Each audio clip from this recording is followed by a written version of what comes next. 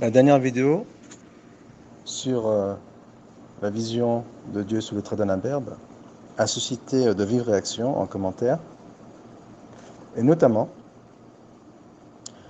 on me reproche, sous prétexte que j'aurais une connaissance très limitée d'Ibn Taymiyyah et que ma source d'inspiration serait le cheikh Google et que j'aurais peur d'un affrontement en direct, sur live, par live, pour me placer face à mes contradictions et dévoiler mes limites, donc fustiger l'imposteur et rétablir la vérité. Eh bien, ce qui m'a été reproché par cet intervenant zélé, c'est que je n'aurais pas mis les passages où Ibn Taymiyyah dit qu'il s'agit ouvertement d'une vision spirituelle et que je tordrais ses propos par les cheveux afin de lui faire dire ce qu'il n'a pas dit, ce qui est le comble pour un wahhabite, qui est censé être littéraliste, et double comble, puisque les wahhabites eux-mêmes n'accordent pas des circonstances atténuantes et n'accordent pas le bon soupçon à leurs détracteurs, ou à leurs détracteurs, et bien là, la machine est inversée, puisque ce sont les détracteurs des wahhabites qui, eux, n'accordent pas des circonstances et le bon soupçon à ceux qu'ils incriminent. Et comme on dit quand on veut nourrir son chien, on dit qu'il a rage. Eh bien, j'ai prévenu dans la vidéo en question que pendant 50 pages, Ibn Taymiyyah, il défend l'idée que la vision fut spirituelle. Il conjugue entre les textes de Ibn Abbas et de Aïcha. Donc il me dit que c'est mon cher Google qui m'enseigne la chose, alors que c'est un livre que j'ai sous les mains depuis 1996 et que j'ai eu à la source, donc j'ai eu le privilège de l'avoir à la source, qui est au complexe du roi Fahd à Médine, qui le distribuait gratuitement à l'époque, tout comme Majmou al-Fatawa, donc les 37 volumes de Majmou al-Fatawa.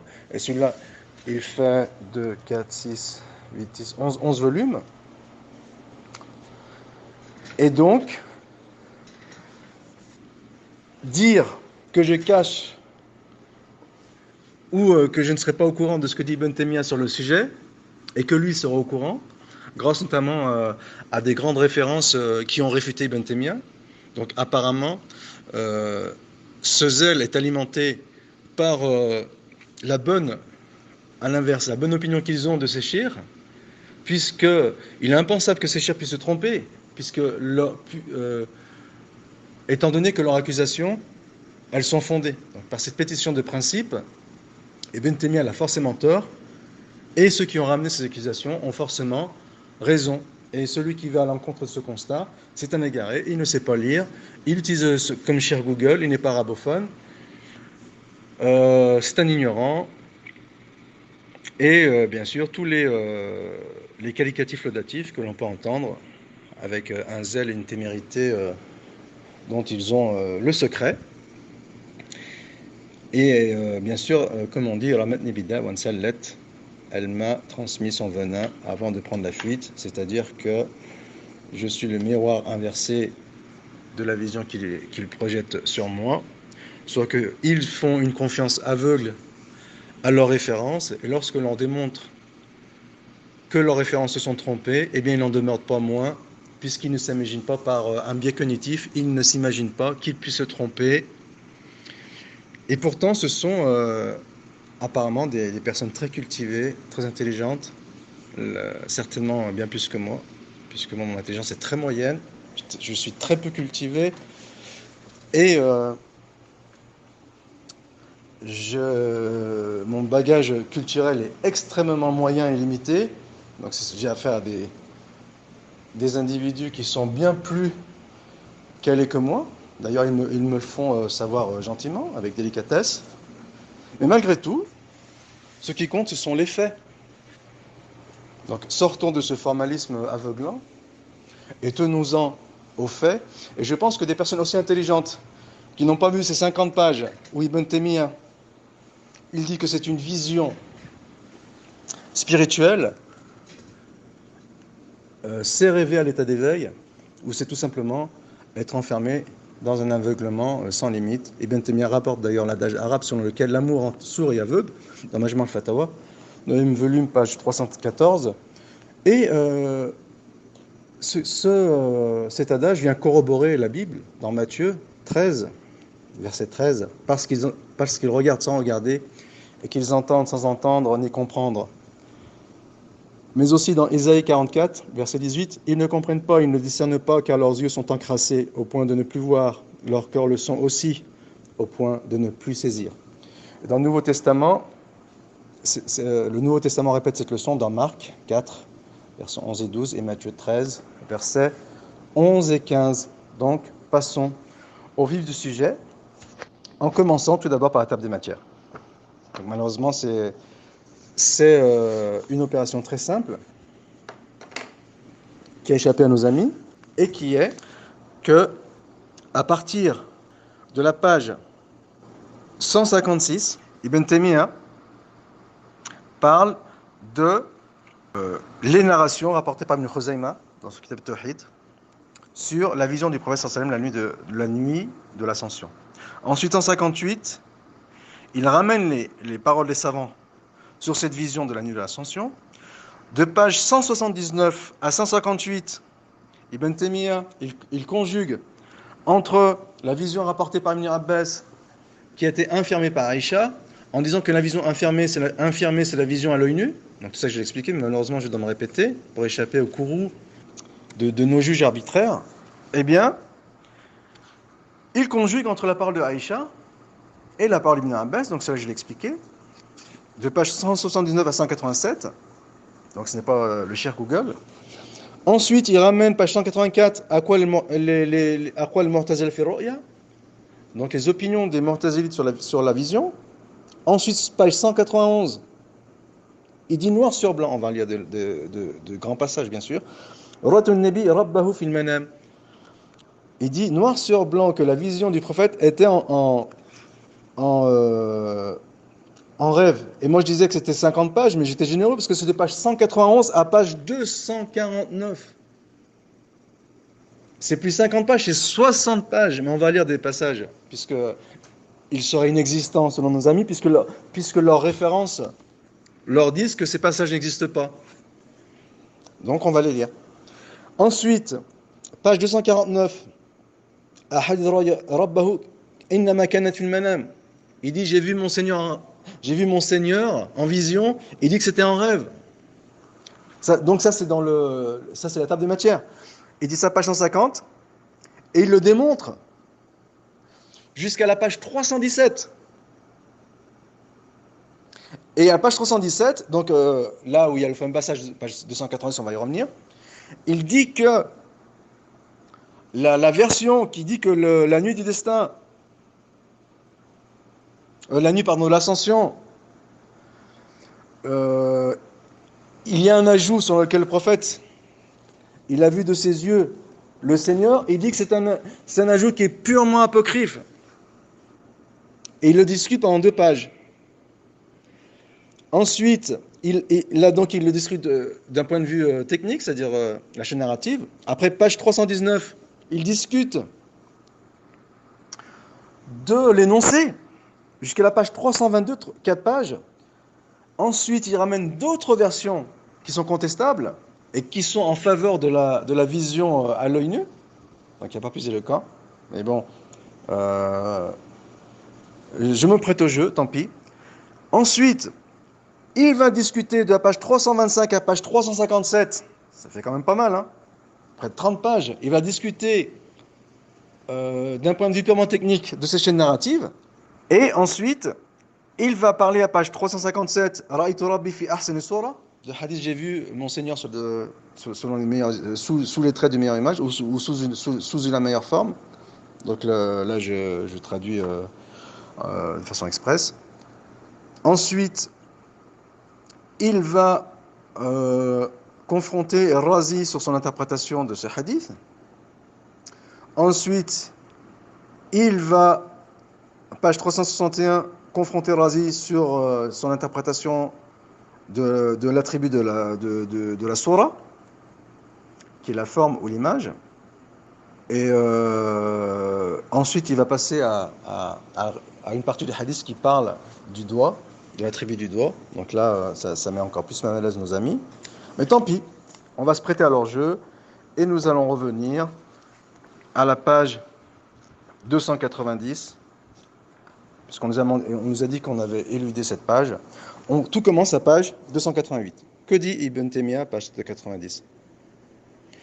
وقال ابن عباس قد جمعنا ألفاظه. Donc dans les pages précédentes, Ibn Taymiyyah, il a ramené toutes les versions d'Ibn Abbas, il a conjugué entre elles, et il en a conclu que c'était une vision spirituelle. Ensuite, il dit وابن عباس أراد بالمطلق الرؤية العين. Il dit Ibn Abbas, donc il se met dans la peau d'Ibn Aqil, puisqu'Ibn Aqil qui fait de l'excès de zèle dans l'affirmation, dans la reconnaissance des attributs divins face à Ibn Khalq, alors en sachant qu'Ibn Aqil lui-même a été affecté par le virus du ta'wil, eh bien, il se met dans la peau d'Ibn Aqil, donc il ramène les arguments d'Ibn Aqil. Donc ici, ce ne sont pas les arguments d'Ibn Taymiyyah, puisque pendant 60 pages, Ibn Taymiyyah, il dit que c'était une vision spirituelle.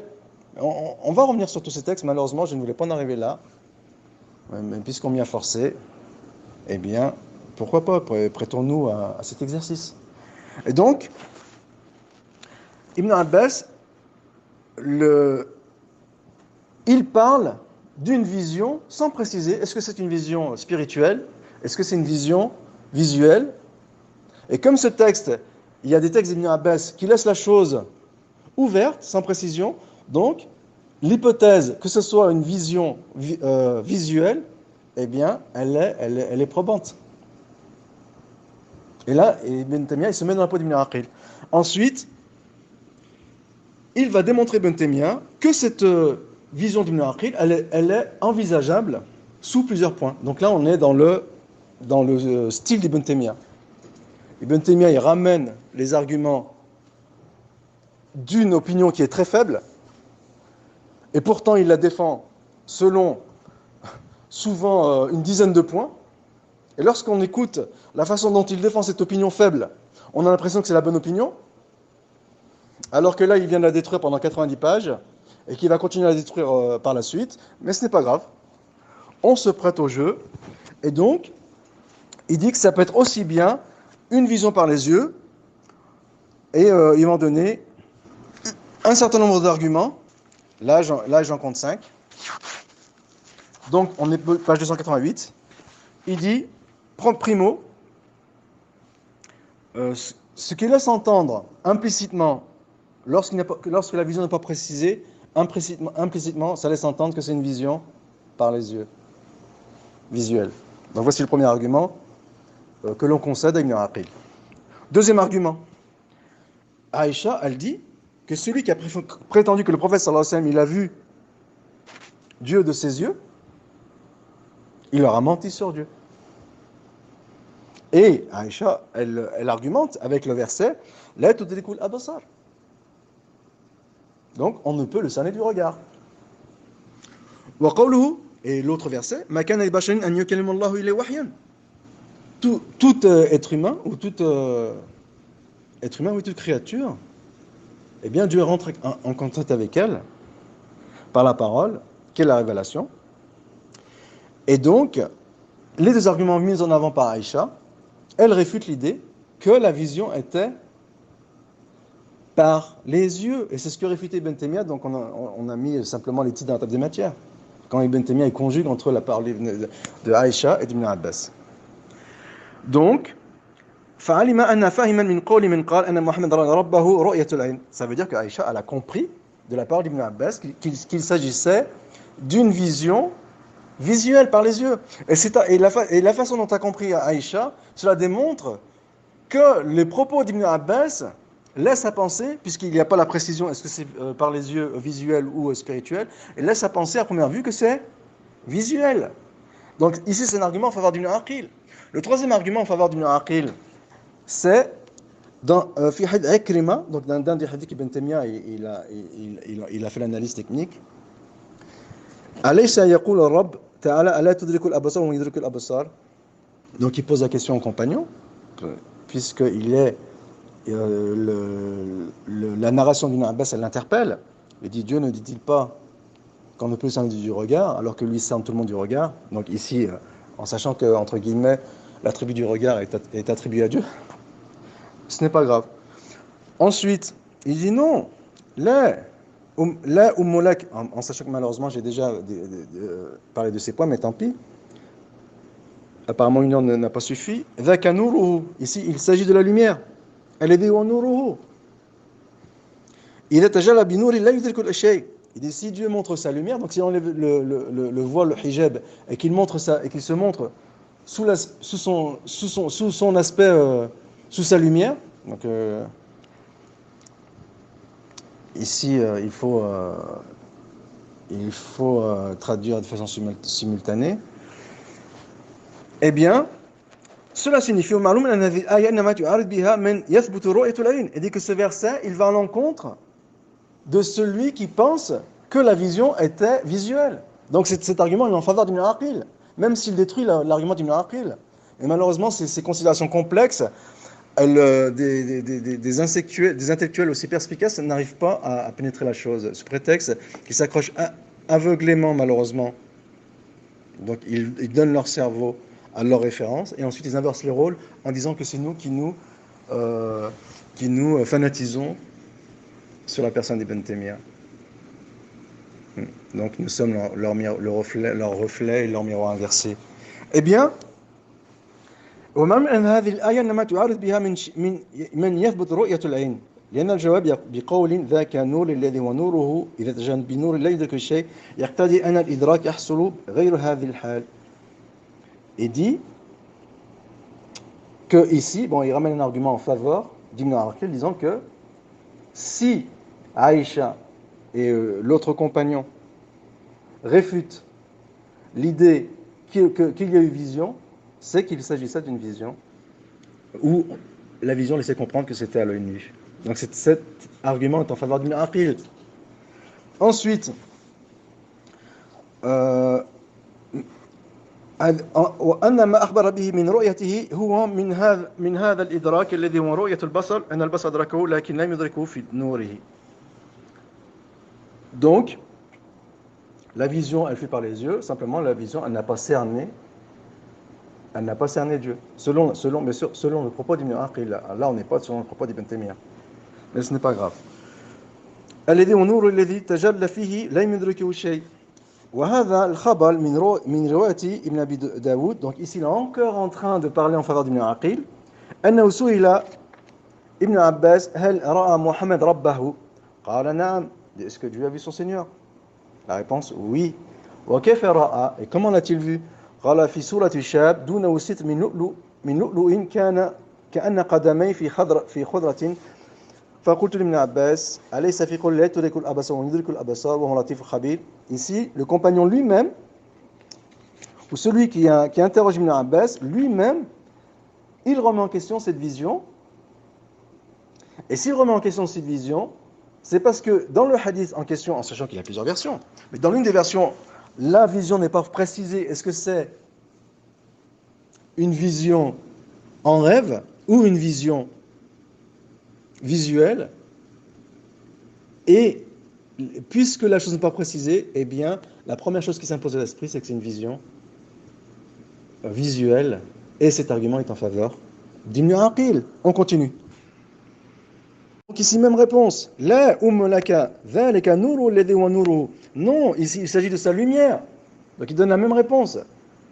Et s'il donne cette réponse, c'est que il ne lui a pas menti dans sa conviction qu'il s'agissait d'une vision à l'œil nu. Et là, cet argument est en faveur d'Ibn Aqil. Bien sûr, Ibn Taymiyyah répond à ces arguments. Mais là, il donne les arguments d'Ibn Aqil. Ensuite, وأخبر أنه رآه في سورة شاب دونه ستر وقدمي في خضرة وأن هذه الرؤيا هي المعارضة بالآية. Donc c'est bien Cette version dans laquelle Ibn Abbas, il a vu l'enfant, ici papa d'un verbe, donc il a vu un enfant, sous la forme d'un enfant, puisqu'elle ne précise pas est-ce que la vision elle était à l'œil nu ou spirituelle, avec le cœur, eh bien, à première vue, il s'agissait d'une vision visuelle. Donc cet argument est en faveur d'Ibn Aqil. Donc Ibn Taymiyyah, il répond والموجب عنها بما تقدم يقتضي أن رؤية عين كما في الحديث الصحيح المرفوع عن قتادة عن يكرمة عن ابن عباس قال رسول الله صلى الله عليه وسلم رأيت ربي في صورة شاب أمرد. Ici il parle du jeune garçon imberbe. Et comme ici il fait une analogie, un parallèle, il dit de la même façon que ici, il dit j'ai vu. Et il ne dit pas, il ne précise pas est-ce que j'ai vu à l'œil nu ou j'ai vu en vision, en rêve. Il ne précise pas ici dans cette version, en sachant qu'il a plusieurs versions. Ibn Taymiyyah il a conjugué entre elles auparavant. Donc il faut lire avant. Mais là, il donne les arguments forts d'Ibn Aqil. Et donc il dit j'ai vu mon Seigneur sous l'apparence ou sous l'image ou sous les traits d'un jeune garçon imberbe. Et dit eh bien là aussi, dans l'absolu, s'il n'est pas précisé, et bien sûr ici il est au conditionnel, s'il n'est pas précisé que la vision, elle est soit visuelle, soit spirituelle, eh bien la première impression qui s'impose à l'esprit, c'est de penser que c'est une vision spirituelle. Visuel. On est d'accord. Ensuite, il donne un quatrième argument en faveur d'Ibn Aqil. Je ne vais pas tous les faire. Ensuite, il donne un cinquième argument d'Ibn Aqil. Après, comme je l'ai expliqué, il va les détruire un par un, mais il l'a déjà fait auparavant. Et là, on me dit que, avec mon cheikh Google, je n'ai pas réussi à ramener une parole où Ibn Taymiyyah, il dit noir sur blanc qu'il s'agissait d'une vision spirituelle ou en rêve, les deux, pour ce qui est de la vision de l'ascension, c'était une vision spirituelle à l'état d'éveil, ça ne pose aucun problème, j'ai expliqué ces choses, je ne vais pas revenir dessus. Et pour le reste, pour le garçon imberbe, il s'agissait d'une vision en rêve, sans le moindre doute possible. Et là, je vais ramener les différents arguments d'Ibn Taymiyyah pour démontrer qu'il s'agissait d'une vision en rêve pour ce qui est de l'imberbe et sans la moindre suspicion possible. Pour comprendre l'opinion d'Ibn Taymiyyah, donc on a vu qu'ici Ibn Taymiyyah il ramenait l'opinion d'Ibn Aqil. Donc on nous a dit que c'était un raisonnement tiré par les cheveux, mais en fait c'est plutôt que nos amis sont des formalistes et qu'ils n'ont pas cet esprit analytique. Donc ils se sont enfermés dans le formalisme en sachant qu'ils sont très intelligents. Et ils se sont non seulement enfermés dans le formalisme, mais en plus ils se sont enfermés dans leur civisme aveugle, dans le sens où si leurs références leur ont dit qu'Ibn Taymiyyah il avait commis cette énormité, cette infamie, c'est qu'il l'a effectivement commis. Peu importe si dans les faits ce n'est pas vrai. Donc on ne peut pas faire mieux en matière de fanatisme, et alors qu'on nous renvoie la balle, mais ce n'est pas grave. Donc ici, il va ramener toutes les... épargnez-moi les chaînes narratives, il va ramener tous les arguments en faveur d'une vision en rêve. Première chaîne narrative. An Tufayl, imratu Ubay ibn Ka'b. Donc la femme de Ubay ibn Ka'b, le compagnon. قالت سمعت رسول الله صلى الله عليه وسلم يذكر أنه رأى ربه في المنام. Un premier hadith.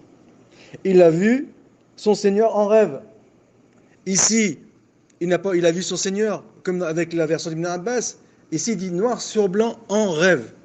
Il n'y a pas la moindre suspicion possible. Ce hadith, il est authentique. On continue. Une autre chaîne narrative. عن طفيل أنها سمعت رسول الله يذكر أنه رأى ربه في المنام في أحسن صورة شاب موفر رجلا من خضراء من حلة. Donc le premier, elle a vu un garçon. Ensuite, l'autre version, elle dit exactement la même chose. Et les deux versions disent sur le manam. Ensuite, Tufayl, toujours Tufayl, elle dit Ra'aytu Rabbi fil manam. Troisième version.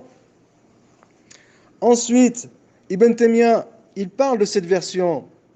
Il dit que Amara الذي أمر أحمد بتحديد قد صرح فيه بأنه رأى ذلك في المنام. Il dit cette version, donc l'imam Ahmed, il a dit qu'il fallait mettre en avant, il parle d'une vision en rêve. Donc, s'il aurait dit une vision et se serait tu, on aurait eu les deux hypothèses avec, comme on l'a vu avec l'explication pour Ibn Aqil, avec un penchant vers l'idée que ce soit à l'œil nu. Mais là, il précise, noir sur blanc, en rêve. Et c'est ce que dit l'imam Ahmed. Et c'est ce que confirme Al-Khallal. Et là, on arrive à la fameuse version d'Ibn Abbas qui est authentique. Et le problème, quelle version qu'elle est authentique? Puisque Ibn Abbas, pour lui, c'était une vision en rêve. Donc on dit, Ibn Taymiyyah, il a authentifié cette version, donc c'est un criminel. Mais ça ne marche pas comme ça, le savoir. Si ça marchait comme ça, le savoir, eh ben, on n'aurait pas besoin de savants. C'est pas parce que vos références, comme on dit quand on venait au sanctuaire, on dit qu'il a la rage, ils ne sont pas objectifs dans leur critique d'Ibn Taymiyyah, et bien que le savoir est un amas de raccourcis et binaires et manichéens. Non, ça ne marche pas comme ça, c'est trop facile. Et donc, ici, حدث حماد بن سلمة عن قتادة عن عكرمة عن ابن عباس أن محمدا رأى ربه. Donc il ramène la version qui en apparence est en faveur d'Ibn Aqil. Et il dit quoi sur cette version Ibn Taymiyyah? Donc il en parle ici, page 194. Il dit quoi? قلت ذاك الحديث قلت. Donc là c'est le Khallal. إنهم يطعنون في شاذان. Donc il explique que cette version elle est controversée. Donc عن رجل عن حماد بن سلمة عن قتادة عن ابن عباس قال قال رسول الله رأيت ربي فقال المروزي في موضع آخر قل لأبي عبد الله شاذا فكيف هو قال الثقة يثبته. Donc il explique que bien que controversée cette version elle est authentique, mais il va éluder le mystère qui est autour. Donc il va ramener un certain nombre d'arguments lui-même. Ahmed قال رأيت ربي. Donc cette version a été reconnue par les savants, mais ensuite maintenant il faut voir l'interprétation que ces savants en fait. Donc Al-Khallal il dit donc toujours la même version Inna Nabi ra'a Rabbu jahdan qartan amrad. Donc ici Ibn Abbas dit que le prophète a vu il a vu son Seigneur sous les traits d'un jeune homme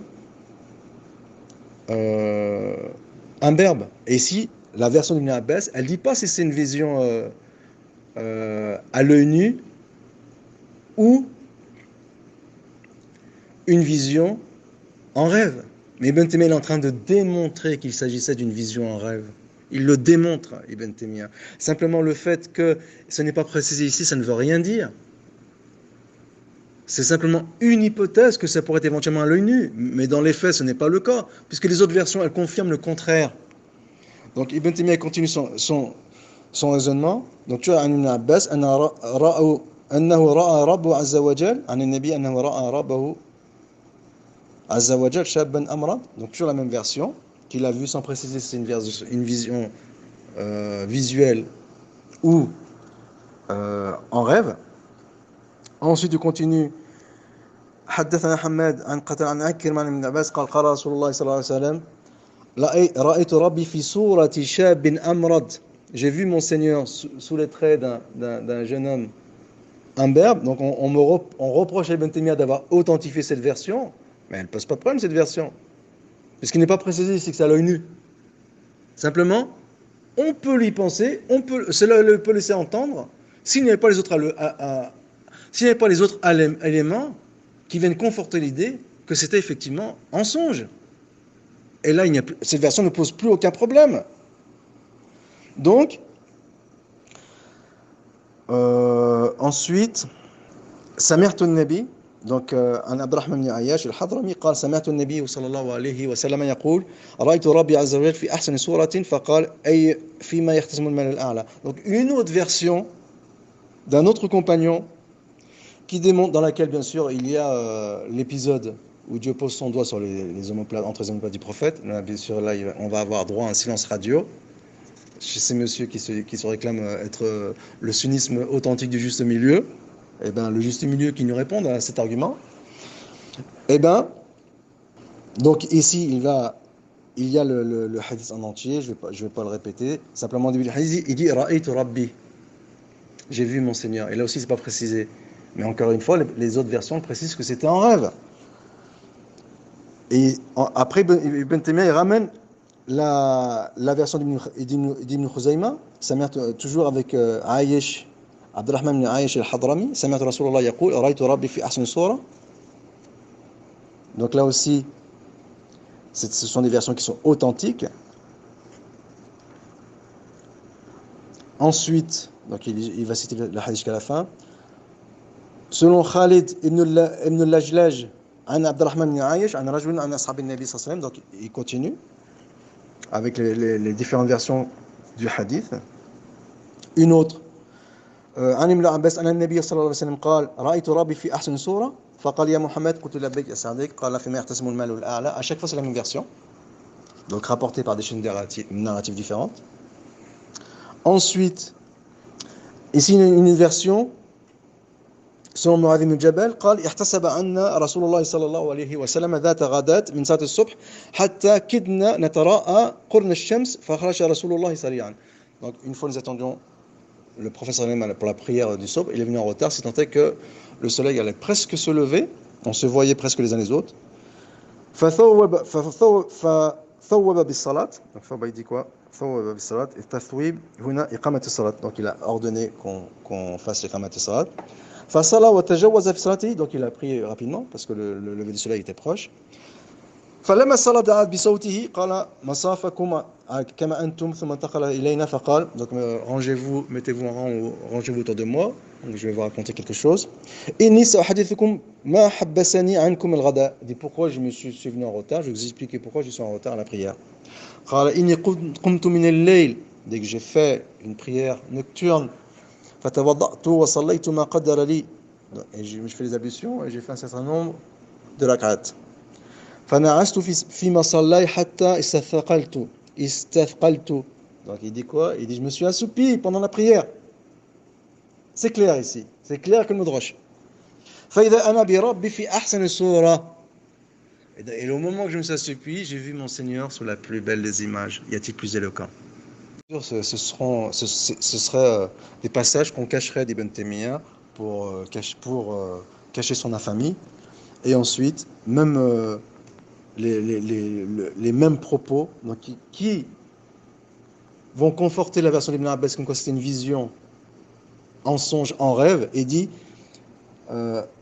فقال يا محمد قال فقلت لبيك قال يا محمد قلت لبيك قال فيما يختصم الملأ الأعلى. Donc c'est le même hadith. C'est exactement le même hadith. La version d'Ibn Abbas, elle ne précise pas que c'est une vision en songe, et celle, grâce à Dieu, de Mu'adh ibn Jabal, il précise que c'est une vision en songe. Et qui est le fanatique dans ce débat? Et qui est le cher Google dans ce débat? On continue. عن يحيى بن أبي كثير عن زيد بن سلام قال حدثه أنه حدث عبد الرحمن الحضرمي قال أبو موسى وهو من عايش الحديث على ما أمليت. Donc il ramène, pardon, une chaîne narrative, il faut que je trouve le bon endroit à chaque fois. Ensuite, donc il ramène plusieurs versions de ce hadith, qui part de la vision en rêve. Ensuite, عن أبي سلام الحبشي أنه سمع ثوبان مولى رسول الله صلى الله عليه وسلم أن النبي صلى الله عليه وسلم أخر صلاة الصبح حتى أسفر. Donc il ramène la même histoire.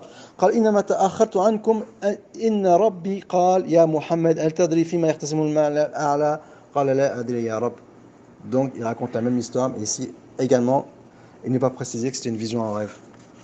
Ensuite, autre Autre narration. Donc Ibn Taymiyyah, il parle de l'aspect technique de ces narrations. Les réserves qu'il peut émettre éventuellement dans les chaînes narratives ou autres, on ne va pas s'arrêter, ça serait trop long. Donc ne prenez pas cela pour de la malhonnêteté. Simplement, matériellement, il n'est pas possible de tout dire. Donc, قال سألت أحمد عن حديث فيه عبد الرحمن بن عائش الذي روى عن النبي صلى الله عليه وسلم رأيت ربي في أحسن صورة فقال يضطرب في إسناده. Donc il parle de l'isnad. Mais pourquoi il parle de son isnad? Parce que ici, dans cette version, il n'est pas précisé si c'est une version en rêve ou non. Mais puisqu'on ne le sait par d'autres éléments, eh bien même cette version ne pose plus de problème. Puisqu'il s'agit, sans le moindre suspicion possible, d'un rêve et non pas d'une vision à l'œil nu. Donc c'est clair. Ensuite, il ramène d'autres chaînes narratives. Il y en a énormément. Ensuite, il ramène les arguments de Qadi ibn Abu Ya'la, qui dit que apparemment lui-même Ahmed, il ne s'est pas prononcé sur cette chaîne narrative, mais ça ne veut pas dire que, il dit bien, c'est Qadi Abu Ya'la qui dit ça, que la chaîne narrative est faible. Donc bien sûr, ici, il faut entrer dans les considérations techniques, je ne vais pas le faire. Donc, et il ramène رأيت في مسائل مهنا بن يحيى الشامي قال سألت يعني أحمد في حديث رواه ابن وهب عن عمرو بن الحارث عن سعيد بن أبي هلال أن مروان بن عثمان حدثه عن عمارة عن أم الطفيل امرأة أبي بن كعب أنها قال سمعت النبي صلى الله عليه وسلم يذكر أنه رأى ربه في المنام. Donc c'est pas plus clair. Sous les traits d'un garçon. قال والقاضي أبو يعلى يقول فضل هذا التضعيف من أحمد بحديث طفيل فقال رأيت بخط أبي بكر الكبشي قال عبد العزيز سمعت خلنا. Donc ici on parle uniquement de la technicité de ces hadiths. Donc c'est un domaine qui est compliqué. On va essayer de passer vers l'essentiel. Et ne prenez pas ça pour la banalité. Donc, وهذا الحديث رواه جماعة من الصحابة عن النبي جماعة من تابعين عن ابن عباس وجماعة من تابعين عن عكرمة جماعة من ثقات من حماد بن سلمة قال أبي الإمام أحمد رحمه الله روى هذا الحديث جماعة من الأئمة الثقات عن حماد بن سلمة عن قتادة عن عكرمة عن ابن عباس عن النبي وذكر أسماءهم بطولها. Ensuite, سمعت سليمان بن أحمد يقول سمعت ابن صدقة الحافظ يقول من لم يؤمن بحديث عكرمة فهو زنديق. Est-ce qu'il y a quelque chose de plus éloquent que cette éloquence? Il dit celui qui ne croit pas à la version de Ikrima, il dit c'est un zendir. Et après on nous dit si tu dis pas que le hadith d'Ibn Abbas il est faible, c'est que tu es l'auteur d'une infamie. On fait comment là, si on met les patients de côté? Ensuite on continue avec les paroles de savants sur la chose. Samatu Abu Zar al-Razi yaqul من أنكر حديث قتادة عن عكرمة عن ابن عباس قال رسول الله صلى الله عليه وسلم رأيت ربي عز وجل فهو محتزلي. C'est pas Ibn Taymiyyah qui dit ça. C'est pas Ibn Taymiyyah qui dit ça, Akhil Karim. À quoi bon t'acharner contre moi avec une impétuosité pareille et une insolence dont tu as le secret et un zèle qui frôle le fanatisme. C'est pas moi qui dis ça. Alors, est-ce que aussi sera l'auteur d'une infamie Abazal al-Razi? Lui aussi? Man ankara hadith Qatada ra'aytu Rabbi azza wa jalla mu'tazili. Vous en faites quoi de ce hadith?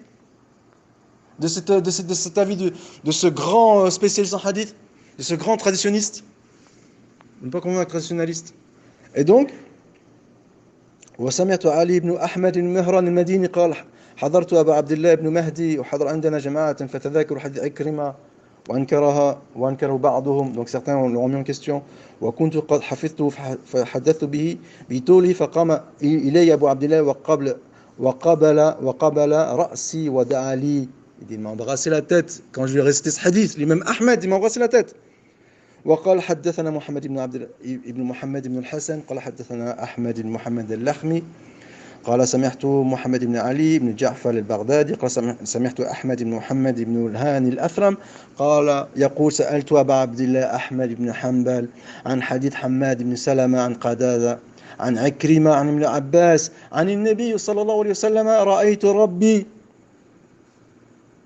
Il dit quoi l'imam Ahmed? فقال أحمد بن حنبل هذا الحديث رواه الكبر عن الكبر عن الصحابة عن النبي فمن شك في ذلك أو في شيء منه فهو جهمي لا تقبل شهادته ولا يسمع عليه ولا يعاد في مرضه.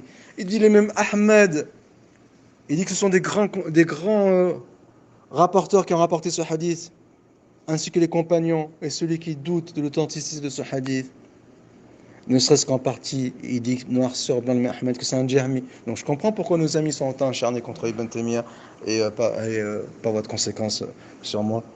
Fawan jahmi, ils ont témoigné contre eux-mêmes. On n'accepte pas son témoignage, on ne lui rend pas le salam et on ne le visite pas s'il tombe malade. Bon, bien sûr, j'ai expliqué ces différentes punitions dissuasives dans d'autres endroits. قلت في هذه الرواية عن أحمد نظر. Donc elle est cette version indiscutable, mais on en a cité d'autres. Et bien sûr, il s'agit ici des propos d'Ibn Aqil qu'il ramène dans son livre Ibtal et Ta'wilat, qui répond à Ibn Fawrk. Donc, ensuite, il continue. حدثنا عبد الله بن أحمد بن حنبل قال رأيت أبي يصحح هذه الأحاديث ويذهب إليها وجمعها وحدثناها. Donc c'est même Ahmed qui rend authentique ces versions, c'est pas Ibn Taymiyyah. Pourquoi vous en faites une tête de turc? Et pourquoi on n'est pas allé jusqu'au bout de votre raisonnement? Et elle est où l'anguille sous roche ici? Qu'est-ce qui fait que vous n'osez pas incriminer directement Ahmed ibn Hanbal? Expliquez-le nous. On attend une réponse au lieu de demander des débats. Répondez déjà à ces questions. Et donc, قال سمعت أسود بن سالم يقول في هذه الأحاديث التي جاءت في الرؤيا قال نحلف عليها بالطلاق والعناق أنها حق العتاق أنها حق. Il dit nous jurons devant Dieu, nous prenons Dieu en serment et nous engageons notre mariage que ces versions elles sont authentiques, sur la vision elles sont authentiques. Qu'est-ce que vous voulez de plus éloquent? C'est pas Ibn Taymiyyah qui dit ça. C'est Ibn Aqil qui ramène déjà toutes ces versions. Sachant qu'Ibn Aqil, Ibn Taymiyyah, il le réfute. Y a-t-il de plus éloquent que cela? Mais tout ça, malheureusement, je l'ai dit, mais je l'ai dit en résumé. Donc, quand on résume une chose, c'est qu'on est malhonnête. Donc, c'est-à-dire qu'on n'a plus le droit d'évoquer quoi que ce soit de façon synthétique. Il faut faire des exposés de 5 heures sous peine de se faire passer pour quelqu'un de malhonnête. Et un cher Google qui ne comprend pas ce que dit son shir. Ah ben bravo, la méthodologie scientifique ici, elle est pointue. Ensuite, Ibn Taymiyyah, il va faire une synthèse de tous ces propos apportés par Ibn Aqil. Il dit وقلت قد جعل أحمد حديث قتادة عن عكرمة عن ابن عباس الذي فيه في صوت الشاب أمرد. Donc le hadith où il y a Dieu sous les traits d'un garçon imberbe. هو الحديث المشهور عن ابن عايش الذي أرسله وأسنده الذي فيه وضع الكف على كتفيه.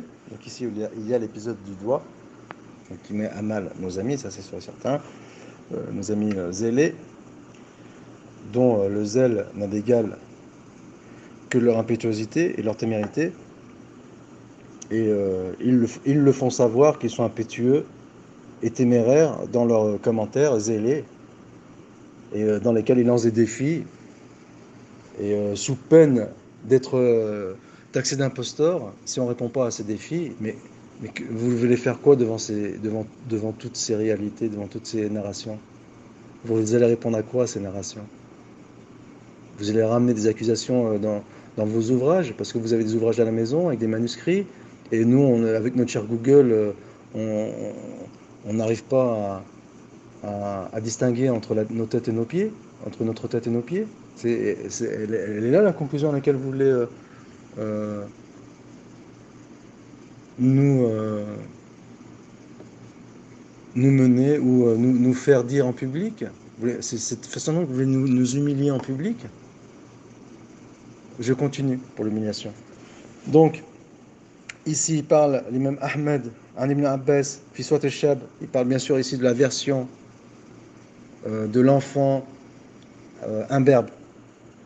والحديث المشهور عن عياش طيب j'ai parlé وفي التصريح بأنه كان في المنام بالمدينة. Il dit noir sur blanc que c'était en l'état de rêve à Médine. Il dit ça, page 228. Est-ce qu'il y a plus éloquent que cela? Qu'est-ce qui fait de moi un imposteur lorsque je cite cette parole d'Ibn Taymiyyah? Ça s'est passé en songe à Médine. Alors que l'ascension, la nuit d'ascension, c'était à la Mecque. Et c'était, oui, contrairement ici à Médine. Donc continuons. فإن معاذ لم يصلي خلف النبي إلا بالمدينة. Donc ici, Ibn Taymiyyah il fait une synthèse. Il dit que le hadith de Mu'adh, il a pu que se passer à Médine. وحديث طفيل. Donc ici, il continue. المتقدم أيضا يصرح فيه أنه كان في المنام. Et le hadith d'Ibn Tufayl, il dit noir sur blanc que c'était en rêve. On nous dit qu'Ibn Taymiyyah il dit jamais que c'est en rêve. Mais en fait, il ne dit que ça. Ibn Taymiyyah il ne dit pas, il laisse pas la chose vague. Il ne fait que confirmer que c'était en rêve. Qu'est-ce qu'on peut faire de plus? Est-ce qu'il faut prendre un poignard et l'écrire sur le poignet ou sur le bras? C'était en rêve. Est-ce qu'il y a plus éloquent que cela? Est-ce que l'aveuglement il amène à autant de fourvoiement, le fanatisme, il éloigne autant l'individu de sa raison, il perd sa lucidité, si tant est qu'il même pour des individus intelligents, ils ont remis leur cerveau à leur référence, à qui ils vouent une confiance totale. Et ils oublient d'avoir un minimum de lucidité, d'objectivité, quitte à s'acharner contre leurs frères qui, eux, sont lucides, et en inversant les rôles avec eux, en voulant leur transmettre sa propre maladie. Eh bien, bravo, chapeau. Donc on continue. وحديث ثوبان مثل حديث معاذ فيه أنه أخر عن صلاة الصبح وثوبان لم يصل خلفه إلا بالمدينة. Et donc il dit qu'ici c'est à Médine. C'est pas la nuit de l'ascension. مع أن السياقين سواء. وهذه الأحاديث كو ترجع إلى هذه الأحاديث الأربعة. Donc tous ces hadiths, toutes les versions, ils tournent autour de ces 4 hadiths. طفيل ابن عايش عن معاذ وحديث ثوبان وحديث ابن عباس. وقد ذكر الإمام أحمد رحمه الله أن أصلها حديث واحد. Il dit toutes ces 4 versions, ces 4 compagnons, elles ont une seule source. وإن كان لم يذكر حديث ثوبان إما أنه لم يبلغه أو بلغه وذلك حديث قائم بنفسه أو بلغه. وكلها فيها ما يبين أن ذلك كان في المنام. Page 229. En rêve. En fait, je devrais m'arrêter là maintenant et dire 50 fois en rêve, parce que c'est ce que fait Ibn Taymiyyah, il parle que de rêve. وإنه كان بالمدينة إلا حديث عكرمة عن ابن عباس قد جرى أحمد أصلها واحد وكذلك قال العلماء. Donc ici, il retourne au Qadi ibn Ayal. Même le Qadi Abu Ya'la, qu'Ibn Taymiyyah il va réfuter, eh bien, il ramène les narrations, les chaînes narratives, qui dit que c'était en rêve. Il dit والفاظ مفتتح انه بعد ان ذكر حديث ابن عباس بطرقه والفاظ مفتتح انه بحديث حماد بن سلمة عن قتادة عن عكرمة ذكر حديث الحكم ابن ابان عن عكرمة وذكر حديث طفيل ثم قال واعلم انها رؤية منام لان طفيل قد صرح بذلك في خبرها. Donc dans ces 4 versions, au minimum Tufayl elle dit que c'était en rêve. Donc il faut ramener les autres versions à la version du Tufayl, même si elle ne dit pas explicitement, même si un hadith Ibn Abbas se dit c'est une énormité, Ibn Taymiyyah il dit qu'il est authentique. Mais où il est authentique? Puisqu'il faut le ramener à la version de Tufayl où elle dit que c'était un rêve. C'est pas parce que votre compréhension elle est biaisée que les gens qu'il faut se rabaisser à votre compréhension. Je suis désolé, remettez-vous en question, faites votre autocritique, faites vos violences. Mais ne projetez pas vos frustrations sur les autres.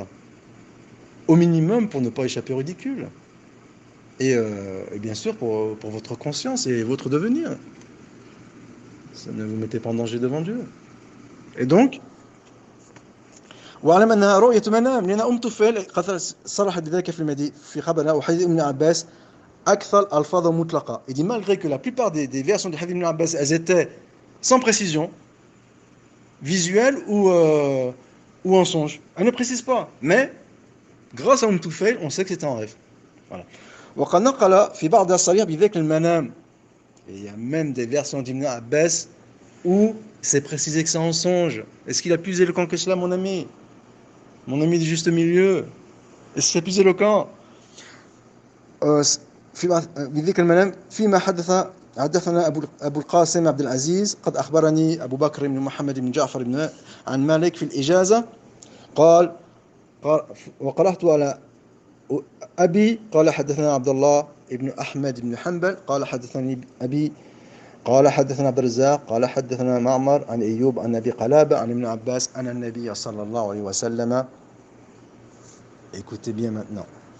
قال, donc c'est le hadith d'Ibn Abbas, c'est le hadith d'Ibn Abbas, on est d'accord. قال أتاني ربي الليلة في أحسن سورة يعني في المنام. En rêve. Cette version, c'est Ibn Aqil, Abu Ya'la qui la ramène dans le Ta'wilat. En rêve. On continue. فقال لي يا محمد أتدري فيما يختصم الملأ الأعلى. قال لا. Donc, c'est la même version. Et là, il s'agit en rêve, d'une vision en rêve. On va le dire 100 fois pour se faire comprendre. قال القاضي في آخر كتابه في فصل جمل الصفات التي ذكرها وما روي في حديث الطفيل وابن عباس من الصفات التي رآه عليها وفي ليلة الإسراء فقول هنا ليلة الإسراء تناقض منه. Et ici, Ibn Taymiyyah, il reproche à Abu Ya'la, Qadi Abu Ya'la, qui lui soutient que c'est une vision à l'œil nu, donc pour lequel Ibn Taymiyyah il ramène les arguments de page 290, et il dit que ici il remet en question Ibn Taymiyyah que c'était la nuit du destin, la nuit de l'ascension. Y a-t-il plus éloquent? Donc, وهذه الرؤيا التي في المنام. Il dit quoi Ibn Taymiyyah? وقد نص أن الإسراء كان يقظة وأن الرؤية التي كانت ليلة الإسراء غير هذه الرؤية التي في المنام. Donc ce sont deux événements différents. Une vision qui était en rêve à Médine. C'est incroyable de se répéter, j'ai l'impression que je suis ridicule. Mais c'est ce que nos amis nous réclament. Pour sortir de leur fourvoiement.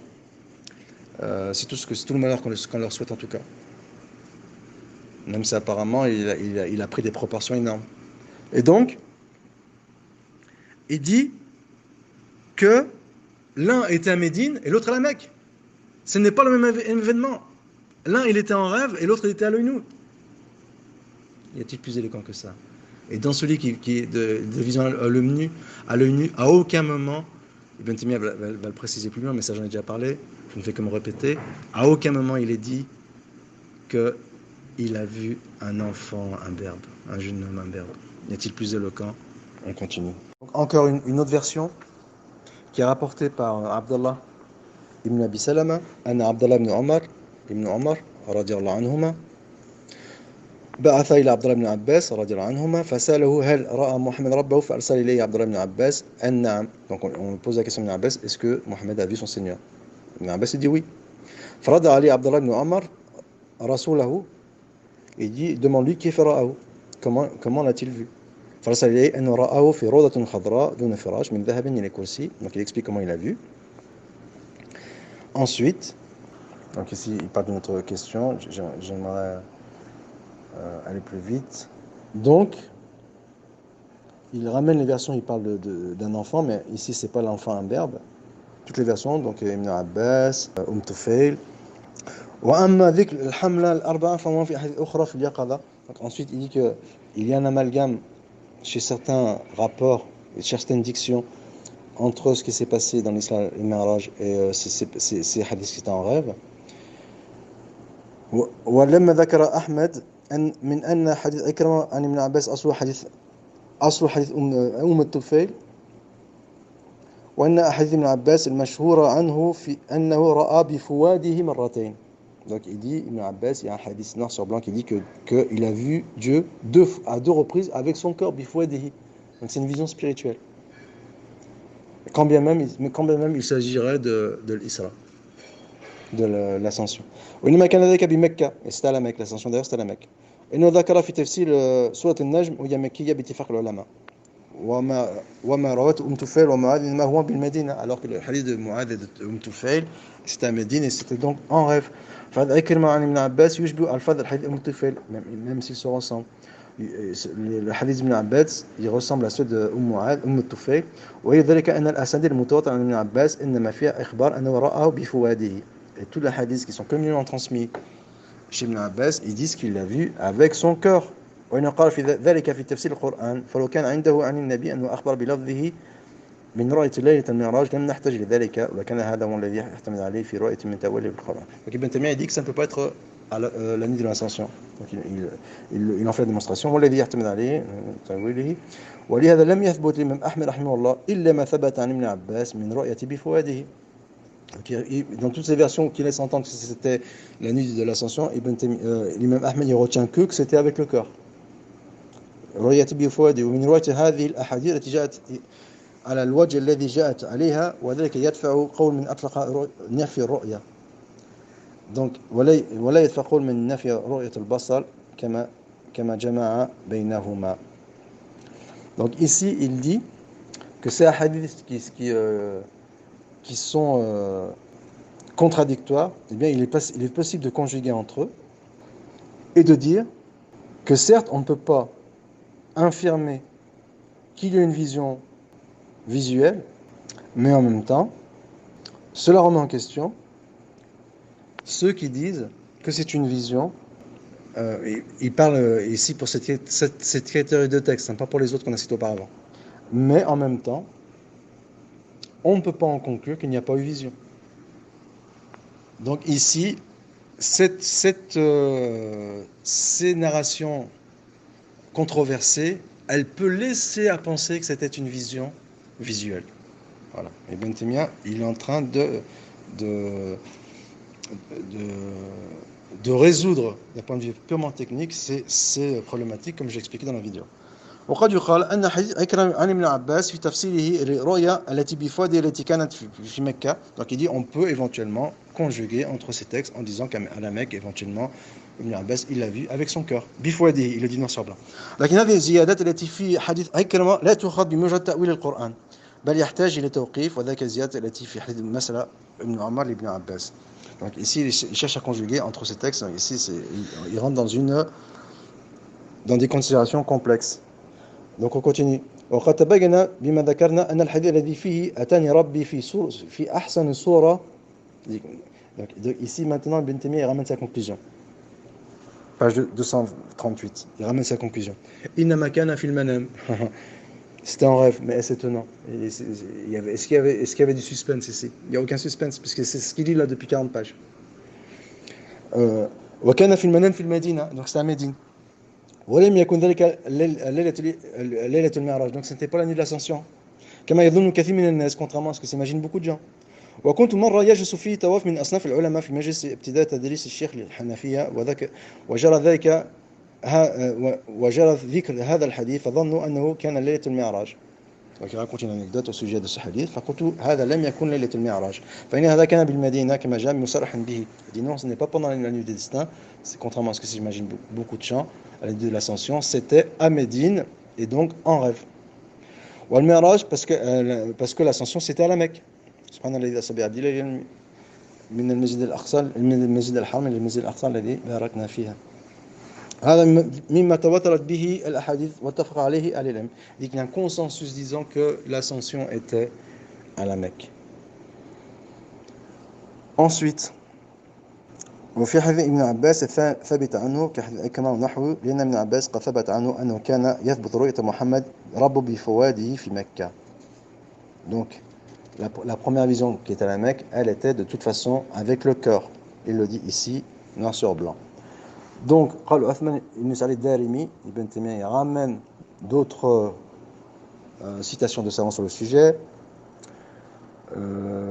Donc, روى المعارض عن شاذان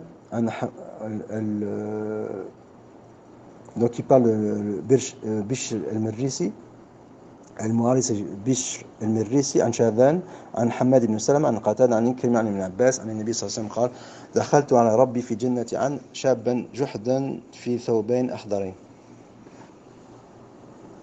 Il dit quoi Darimi à ce propos de ce hadith? Il dit وليس هذا من الحديث الذي يجب على العلماء نشره. Il dit il faut cacher ce hadith وإذاعته بأيدي الصبيان auprès notamment des enfants. فإن كان منكرا عند التعامل فكيف يستنكر مرة ثم يثبت أخرى فيفسر تفسيرا أنكر من الحديث. والله أعلم بهذا الحديث بعلته غير أني أستنكره جدا. Donc Darimi il remet en question ce hadith et il ramène la version d'Abu Dhar quand il dit هل رأيت ربك قال نور كيف أنا أرى. Et donc on a vu que cette version ne remet pas en question que c'était une vision en rêve. Donc une lumière, comment puis-je le voir? Ça ne remet pas en question l'idée que le prophète, il l'a vu en rêve. Ensuite, il va à l'encontre du hadith d'Aïcha, donc ça c'est l'argument de Darimi. Mais on a vu qu'Ibn Taymiyyah, il conjuguait entre le hadith d'Ibn Abbas qui affirme la vision et le hadith de Aïcha qui infirme la vision en disant que c'était une vision avec le cœur. Et فهذا هو الوجه عندنا في التأويل والله أعلم. Donc ici Ibn Manda Darimi pardon, il réfute désolé je commence à être fatigué, il réfute Bishr al-Mirrisi. Ensuite, on va passer plus loin en sachant que Darimi, il est extrêmement éloquent, il est d'une extrême éloquence. قال toujours Darimi عن ثوبان عن النبي أن النبي صلى الله عليه وسلم قال أتاني ربي في أحسن صورة فقال يا محمد فيما يختصم المال الأعلى. فدعا المعارض أن هذا يحتمل أن يأتي ربه من خلقه بأحسن صورة فتتني بتلك الصورة وهي غير الله والله فيها مدبر فضل كفى بينها. Donc ici il réfute toujours Bishr al-Mirrisi. Donc on va passer après ce qu'il dit. Donc Ibn Taymiyyah il va faire un commentaire de ce passage de Darimi. Il dit فعثمان بن سعيد قد ذكر ما ذكر من العلماء أن هذا كان في المنام بالمدينة لم يكن يقظة. Donc ici malgré toutes ces explications qui visent à réfuter Bishr al-Mirrisi, donc et éventuellement qui peuvent éventuellement ne pas être claires, Ibn Taymiyyah ici en fait une synthèse, il dit noir sur blanc que Darimi il répond à Bishr al-Mirrisi en disant que ces hadiths ils ont lieu à Médine et c'était en rêve et c'est ce qu'on retient de l'explication de Darimi. ما تثبيت لهذه الأحاديث ولم يجد ذلك الحديث في مكة لأن كان بالمدينة في المنام. Et il dit que ça répond à l'allégation selon laquelle ces hadiths eurent lieu à la Mecque ou l'événement eut lieu à la Mecque. إذ قد ثبت عن ابن عباس أنه قال يقول رأوا بفؤاد مرتين. Le prophète il a vu son Seigneur avec le cœur à deux reprises. ويذكر ذلك في تفسير قوله ولقد رأوا نزلة أخرى وهذا إنما كان بمكة. فحديث عكرمة ومسألة ابن عمر إما أن يكون من جنس حديث معاذ أو متوفل. Donc ici il conjugue entre les différents propos. Donc comme je l'expliquais auparavant, ce sont des considérations extrêmement techniques. Donc loin de nous l'idée de vouloir cacher ces vérités, mais c'est technique. Matériellement, et c'est difficile d'exposer ces choses à l'oral. Surtout pour un public non averti. Donc رواية الأثرم عن أحمد إما أن يكون من غير هذا الجنس مثل الرؤية التي أخبر ابن عباس أن كان بمكة وهذا قول طواف من العلماء أيضا وهذا لا يقوله من يقول أن النبي رأى رب بعينه. Et dit Ibn Taymiyyah, et cette façon de conjuguer entre les textes, ceux qui disent que c'était une vision à l'œil nu, eh bien ils ne voient pas cette façon de conjuguer entre les textes. Et ceux qui conjuguent de cette façon entre les textes, dont Ibn Taymiyyah, eh bien, ils disent que c'était avec son cœur, une vision avec son cœur.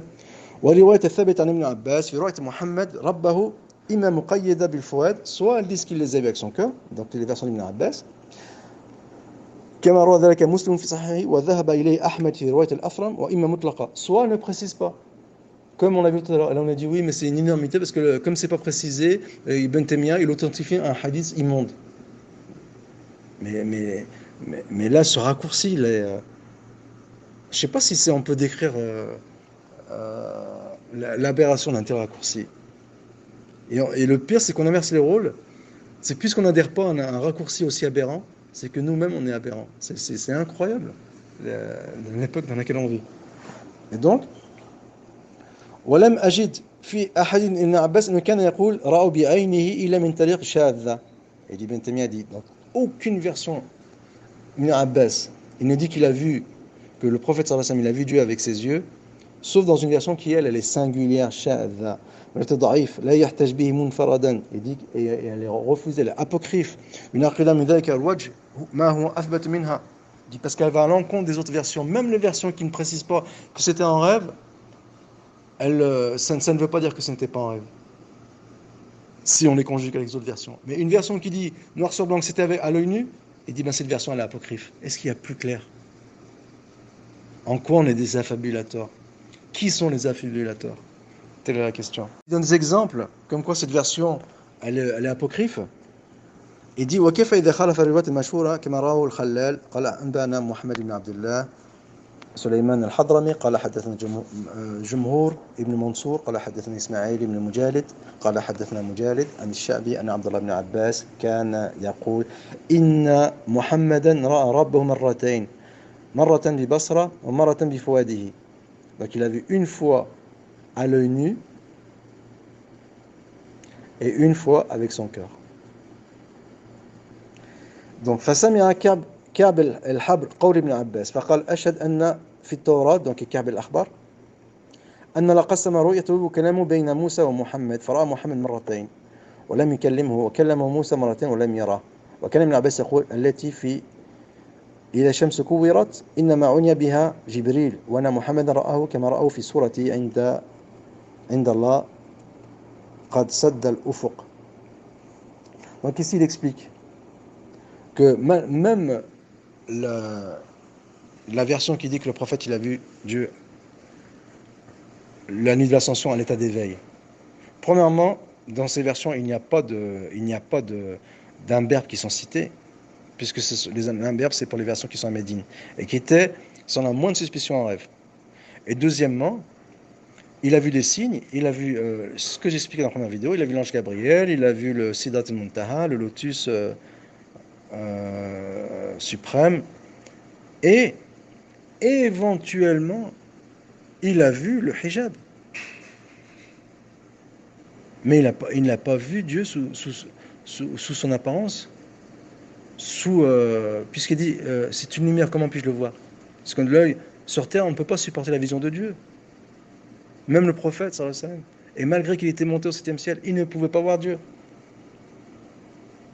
Et c'est comme ça qu'il faut comprendre le hadith. Et c'est comme ça qu'il explique Ibn Taymiyyah. Qu'il a vu des signes cette nuit-là, il a vu des choses, il a vu Dieu avec son cœur, mais à l'état d'éveil. Il n'était pas endormi à ce moment-là, il était à l'état d'éveil. Donc, عن علي عن الشعبي عن علي أنه قال كان يقول كما قال ابن عباس هذه الروايات التي لو كانت محفوظة من مجالد لم تكن وحدها الحجة فكيف يليس المحفوظ عنه وقد خولف. Et en plus, ces versions-là, elles sont faibles. Issam ibn Ahmed nous dit que ce sont des versions qui viennent de Ka'b al-Akhbar. Et bien ici, Ka'b al-Akhbar, Ibn Taymiyyah dit que cette version elle est faible. C'est pas que cette version qu'on établit cette question. Qu'est-ce que tu dis là, mon ami? Qu'est-ce que vous dites, mes amis? C'est super insolent. Ensuite, il ramène aussi la قال ابن خزيمة قال فقال ابن عباس أن بنو هاشم نزم أن نقول أن محمد رأى ربه مرتين قال فكبر كعب حتى يجاوره الجبال. Donc encore une fois, il y a une autre version de Ka'b. أخبرني مسروق أنه قال لعائشة أي أمتاه هل رأى محمد ربه قد قالت أنت تقول قولا إنه ليقف منه شعري وليقف منه شعري قال قلت رويدة قال فقرأت علي والنجم إذا هوى قال لقولي قاب قوسين أو أدنى. Donc il supposait que le prophète avait vu Dieu. lorsqu'il s'adresse à Aïcha. فقالت أين يذهب بك إنما رأى جبريل في صورته. Donc elle explique qu'il a vu Jibril. من حدثك عن محمد رأى ربه فقد كذب. Il dit que c'est un pur mensonge de dire que le prophète a vu Dieu. من حدثك أنه il a vu Dieu par ses yeux. C'est de cette façon qu'Ibn Taymiyyah il a conjugué entre les textes. ومن حدثك أنه يعلم الخمس من الغيب فقد كذب. Donc il va amener plusieurs versions de ce genre au sujet de Aïcha. Donc ensuite Ibn Taymiyyah il fait une synthèse. هذه الرواية ثابتة عن مجاهد عن رواية ابن عيينة عنه ليس فيها إلا أنه رآه مرتين كرواية غير مجالد. وقول كعب في هذه الرواية ذاك تصديقا لقول ابن عباس على أن هذه هي رؤية الفؤاد كما جاء مصرحا به. Il dit malgré que ce sont des versions controversées, eh bien on en conclut que c'était des visions avec le cœur et non pas à l'œil nu. C'est ce que dit Ibn Taymiyyah noir sur blanc page 255-4. Donc ici on n'est pas sur Cher Google. C'est pas Cher Google qui dit ça. Où est-ce que Cher Google il a parlé là? يبين ذلك أن الذي حضر كلام ابن عباس وكلام كعب وراوا لمجاهد وهو عبد الله بن الحارث عن نوفل أحد رجال بني هاشم وأعيانهم كان يقول ذلك كما راه الخلال. حدثنا محمد الأنصاري قال حدثنا المؤمل قال حدثنا حماد بن سالم عن أبي عبد الله عن عبد الله بن الحارث بن نوفل من قول ما كذب الفؤاد ما رأى قال رأى النبي صلى الله عليه وسلم ربه بقلبه ولم تروا عيناه. Est-ce qu'il y a plus éloquent que ça? Allahu Akbar. Page 255. On nous dit qu'on cache la position d'Ibn Taymiyyah. Ben, on la cache plus là, on la dévoile. Le hadith il dit Ra'a an-nabi sallallahu alayhi wa sallam rabbahu biqalbi. Le prophète il a vu son Seigneur avec son cœur. Wa lam taraw ayna. Et ses yeux ne l'ont pas vu. Donc وهذه الرواية عن رواية ابن عيينة الإمام عن مجالد وقد بين فيها أيضا أن الشعبي سمع ذلك من عبد الله بن الحارث فتبين أن الرواية الأولى مع ضعف روايتها مرسلة وأن هذه الرواية عن كعب كما رواه ابن خزيمة حدثنا هارون بن إسحاق حدثنا. Donc ici il conjugue entre les différentes riwayas. Ensuite وكذا كما رواه أبو حفص بن شاهين ذكر القاضي أبو يعلى عن الضحاك عن ابن مزاحم عن ابن عباس قال رأى محمد ربه بعينه مرتين. Donc ici Ibn Abu Ya'la il ramène cette version qui valide sa position, comme quoi le prophète il aurait vu Dieu à l'œil nu. Donc, Ibn Taymiyyah répond فهذا لم يذكر إسناده ولم يذكر محتمدا أن خزيمة خلال نحوهما من جمع الآثار في هذا الباب. Il est en train de réfuter c'est Abu Ya'la qui a rapporté cette version qui parle de l'œil nu. Y a-t-il quelque chose de plus éloquent? Y a-t-il de plus éloquent que cette éloquence? Donc بل قد روى الخلال حديثين من طريق الضحاك عن ابن عباس قال رأى بفؤاده دون عينه. Il réfute ici la version d'Abu Ya'la. C'est incroyable, vraiment incroyable. Dans l'incitation, c'est là, on est dans du burlesque. On a atteint les sommets du burlesque. رأى بفؤاده دون عينه. Il dit noir sur blanc qu'il a vu avec son cœur, il n'a pas vu avec ses yeux. C'est une version ici qui a rapporté le Khalal. وذلك يعارض هذا. Donc il remet en question la version que soutient Abu Ya'la et qui parle d'une vision avec les yeux. الرواية المحفوظة عن عكرمة والشعبي إما مقيدة بالفؤاد. Donc c'est toutes ces versions, soit elles précisent que c'était avec le cœur, ou إما مطلقة, soit elles ne précisent rien du tout, mais ça ne veut rien dire. Comme chez les versions qui a été rapportée par Ibn Khuzaymah. قال حدثنا الحسن بن محمد الزعفراني قال حدثنا محمد بن الصباح قال حدثنا إسماعيل بن زكريا عن عاصم عن الشعبي عن أكرمة جميعا عن ابن عباس قال رأى محمد ربه 258. Donc c'est cette version qui est controversée. Il dit Ibn Taymiyyah il a fait une énormité et il l'a rendu authentique. Bah oui, puisqu'il parle du corps. Wailun lil musallin. Maudit soit les fidèles qui observent la prière. Mais c'est une abomination, pourquoi tu maudis les fidèles qui observent la prière? Ben non, puisque là ce n'est qu'une partie. Il faut la seconde partie pour comprendre le propos. Ben c'est la même chose. Il a vu Dieu, mais c'est une vision, c'était en rêve. Donc ce hadith ne pose aucun problème. Et là vous faites les gens outrés, offusqués. Pourquoi? Parce que c'est Ibn Taymiyyah qui parle de hadith qui ont traversé le patrimoine islamique pendant 6 siècles avant Ibn Taymiyyah, mais quand c'est Ibn Taymiyyah qui met ce point en avant, on le traite d'imposteur et on crie à l'infamie, à l'abomination. Elle est où l'objectivité? Elle est où le sérieux? Et on nous reproche de remettre les choses à leur place, sous prétexte qu'on serait fanatique. Mais là, c'est qui le fanatique? C'est incroyable dans quel monde nous vivons de l'inversion des valeurs. Donc, قال ابن خزيمة حدثني عمي قال حدثنا عبد الرزاق قال أخبرنا إسرائيل عن سماك بن حرب عن عكرمة عن ابن عباس في قوله ما كذب الفؤاد ما رأى قال رآه بقلبه, il l'a vu avec son cœur. Page 258, il nous en reste encore 50 pages là. قال الخلال حدثنا إبراهيم التيمي قال حدثنا آدم قال حدثنا المبارك بن فضالة قال علي عن علي بن زيد بن جدعان عن يوسف بن مهران عن ابن عباس في قوله ما كذب الفؤاد ما رأى قال رأى محمد ربه بفؤاده. Il a vu son Seigneur avec son cœur. وبي حدثنا المبارك عن الحسن مثله. حسن البصري qui dit exactement la même chose. فإن قيل فقد ثبت في صحيح البخاري عن عمرو بن دينار عن عكرمة عن ابن عباس في قوله تعالى وما جعلنا رؤيا التي أريناك إلا فتنة للناس. هي رؤية عين أريها النبي صلى الله عليه وسلم ليلة أسري به إلى بيت المقدس والشجرة الملعونة في القرآن شجرة الزقوم وفي رواية عنه ليس برؤيا منام. قيل, donc Ibn Taymiyyah ramène une objection et il va y répondre, il va la détruire. Et s'il détruit une objection, c'est une façon plus éloquente qu'il dit qu'il croit le contraire. قيل ليس في هذا الخبر أن رأى بعينه. Il dit ici rien ne dit dans ce texte que le prophète a vu son Seigneur à l'œil nu. Donc ici il dit noir sur blanc. Qu'est-ce qu'on cache? Qu'est-ce qu'on est en train de cacher là? إلا ما رآه إلا ما أراه الله إياه, sauf ce qu'Allah lui a montré. والقرآن قد صرح أنه رآه في آياته ما أراه بقوله.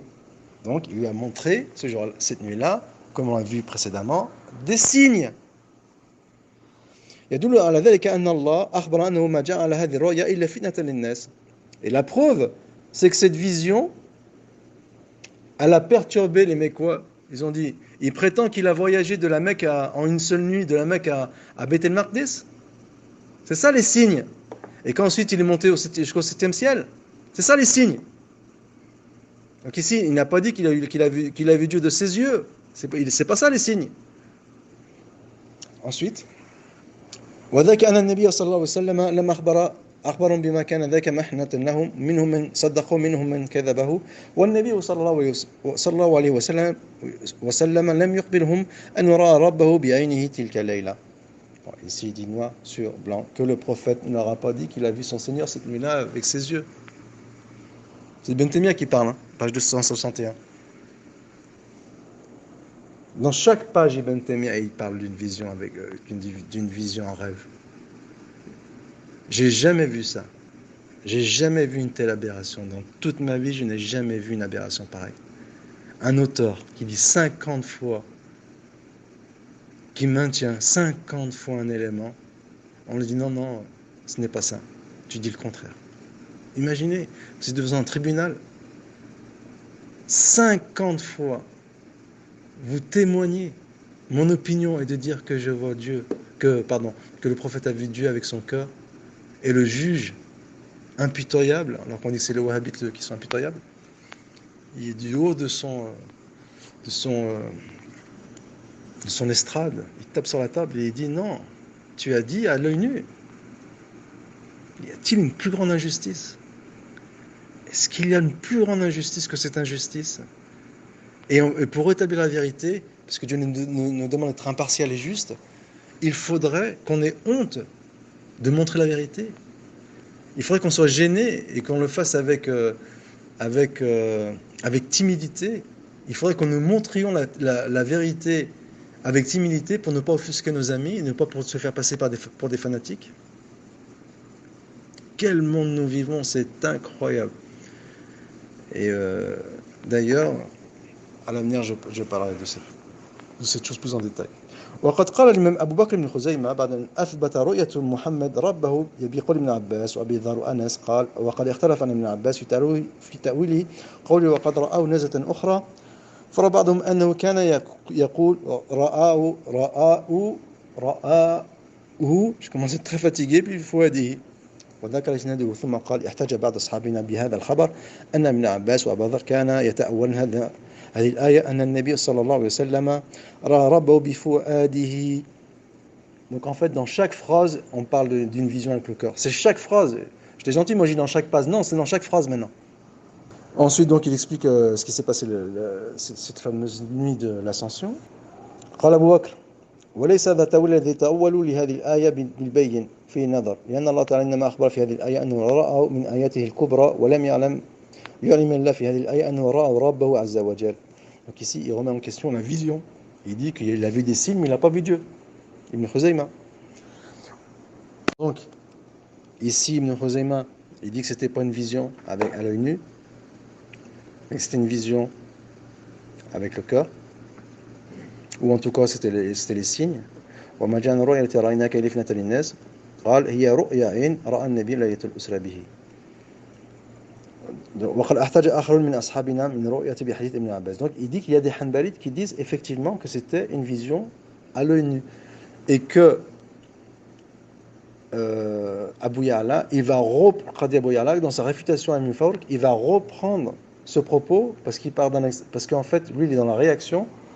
Pour aller contre le ta'wil, il va reconnaître les attributs à outrance, en sachant que lui-même il n'a pas été épargné par le kalam.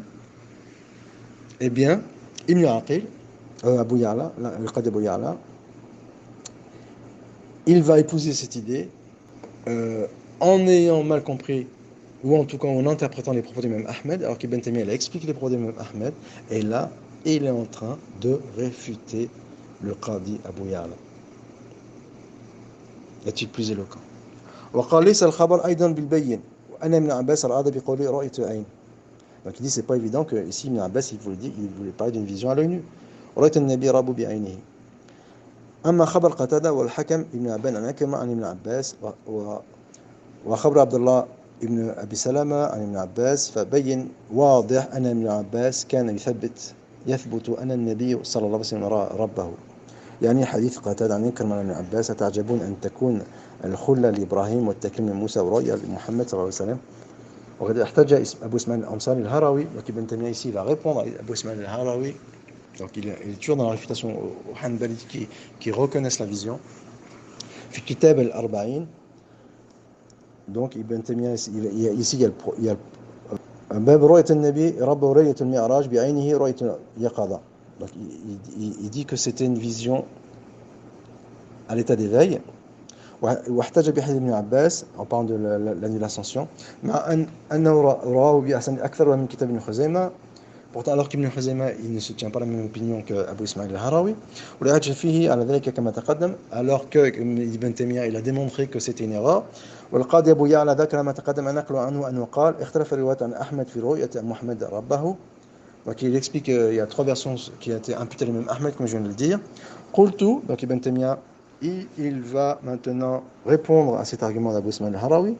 وقد ذكرنا الألفاظ أحمد التي ذكرها وسقناها بتمامها وتبين ذلك بذلك أن كلام أحمد ليس بمختلف بل كلام أحمد نظير كلام ابن عباس عنهما تارة يقيد الرؤيا بالقبض تارة يطلقها. Donc c'est exactement ce que j'ai dit, c'est que parfois l'imam Ahmed fait exactement comme Ibn Abbas, parfois il ne dit pas de quelle sorte était la vision, donc il ne précise pas, parfois il précise en disant que c'est avec le cœur.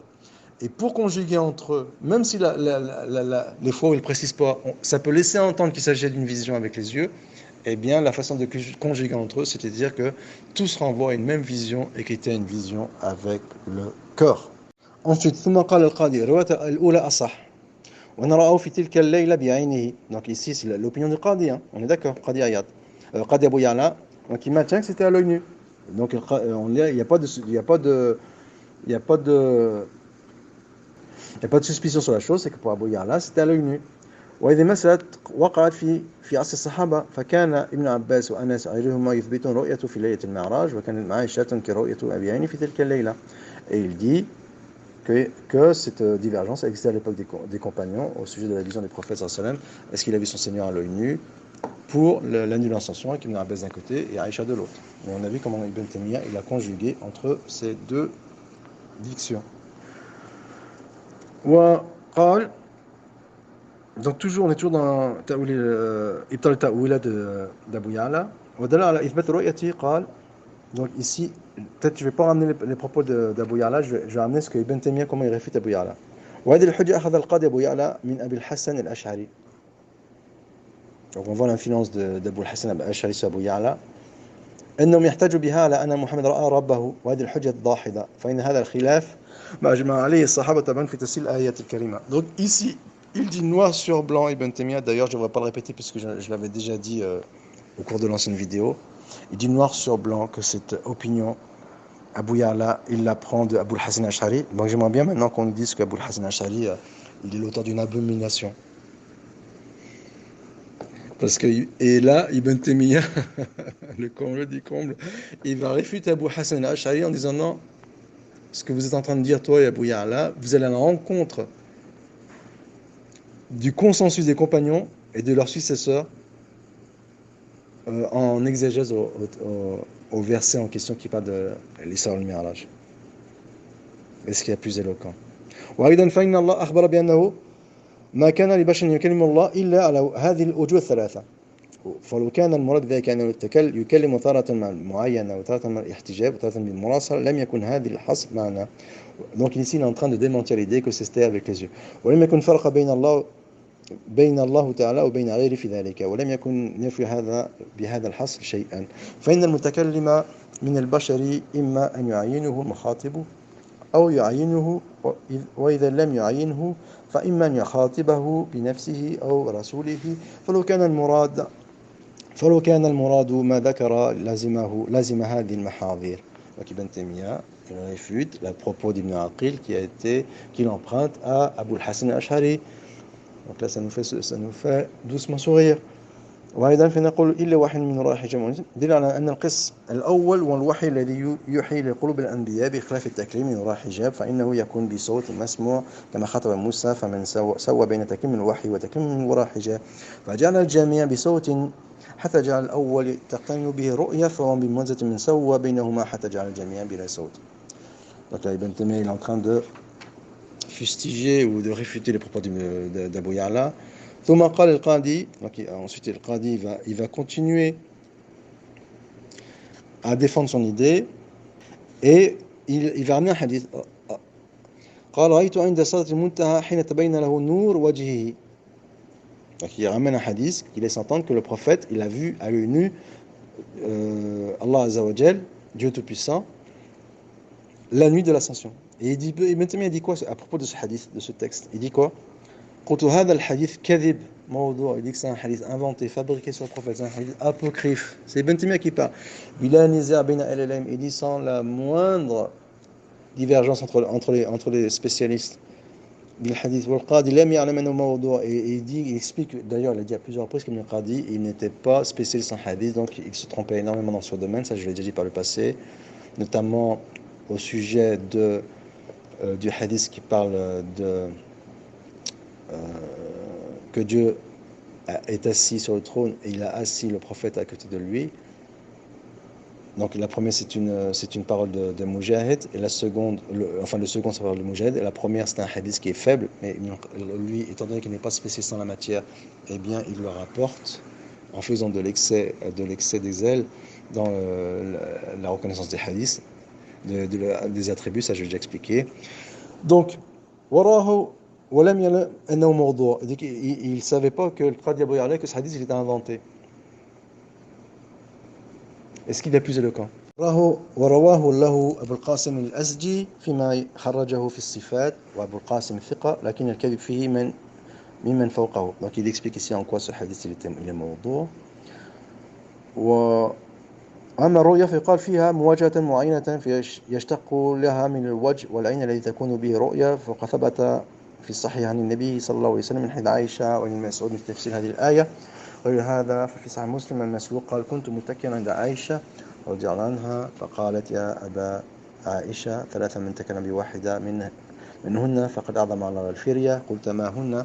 قالت من زعم أن محمد رأى ربه فقد أعظم على الفرية. وقال وكنت متكئا فجلست فقلت يا أم المؤمنين أتنظرين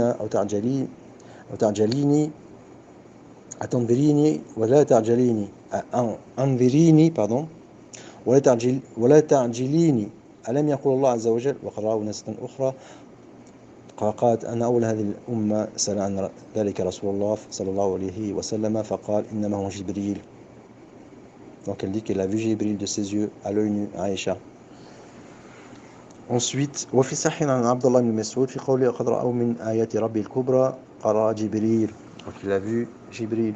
ثم قال القاضي donc ابن تيمية هذه رؤية عين رأى النبي ليلة الأسرى به. قال هي رؤية عين رأى النبي ليلة الأسرى وما جعلنا رؤيا التي أريناك إلا فتنة للناس. Et là Ibn Taymiyyah il va répondre à cet argument d'Ibn Aqil. Je dis Ibn Aqil à chaque fois mais en fait c'est le Qadi Abu Ya'la. وفي هذا الحديث في هذا الحديث الصحيح وهذا الحديث صحيح رواه البخاري وغيره مما تقدم لكنه لا يدل على رؤية الرب تعالى. Il dit mais ce hadith ne veut pas dire qu'il a vu son Seigneur à l'œil nu. لذلك لم يذكر الخلال في أحاديث رؤية محمد ربه إنما ذكر قبل ذلك في الحديث الإسراء. Donc ici ça ne veut pas dire qu'il a vu à l'œil nu. Donc ici répond Ibn Taymiyyah il répond au Qadi. وتفريع ما ردت الجهمية الضلال من فضائل نبينا محمد من فضل ذكر الإسراء ورؤيته وغير ذلك. ثم قال ذكر الإسراء وأخبرنا مروزي قال قلت لأبي عبد الله فحكى عن موسى بن عقبة قال إنه قال أن أحاديث الإسراء منام. Donc ils disent que les hadiths d'Isra font منام.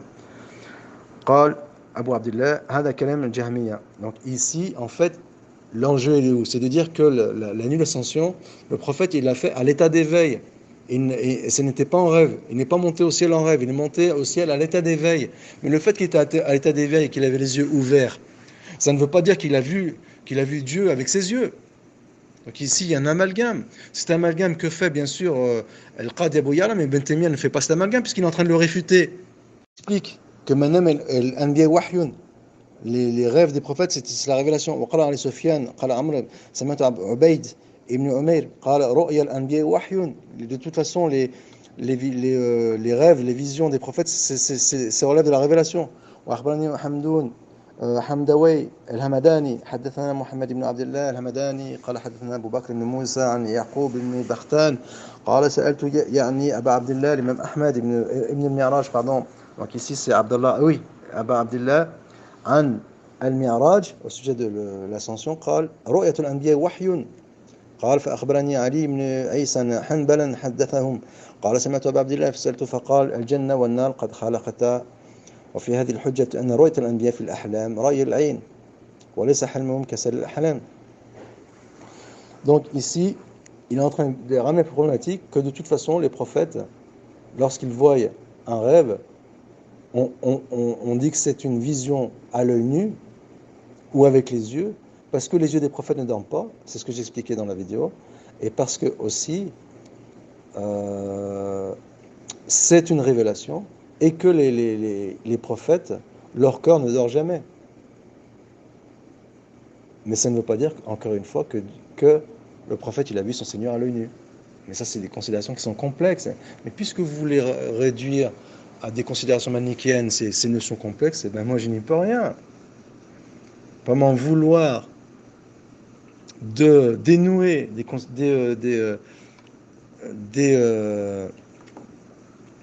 des considérations complexes parce que vous voudriez qu'elles restent manichéennes et binaires sous prétexte qu'elles incriminent Ibn Taymiyyah. Ça ne marche pas comme ça. Si ça marcherait comme ça, la vie elle serait trop belle, mes amis.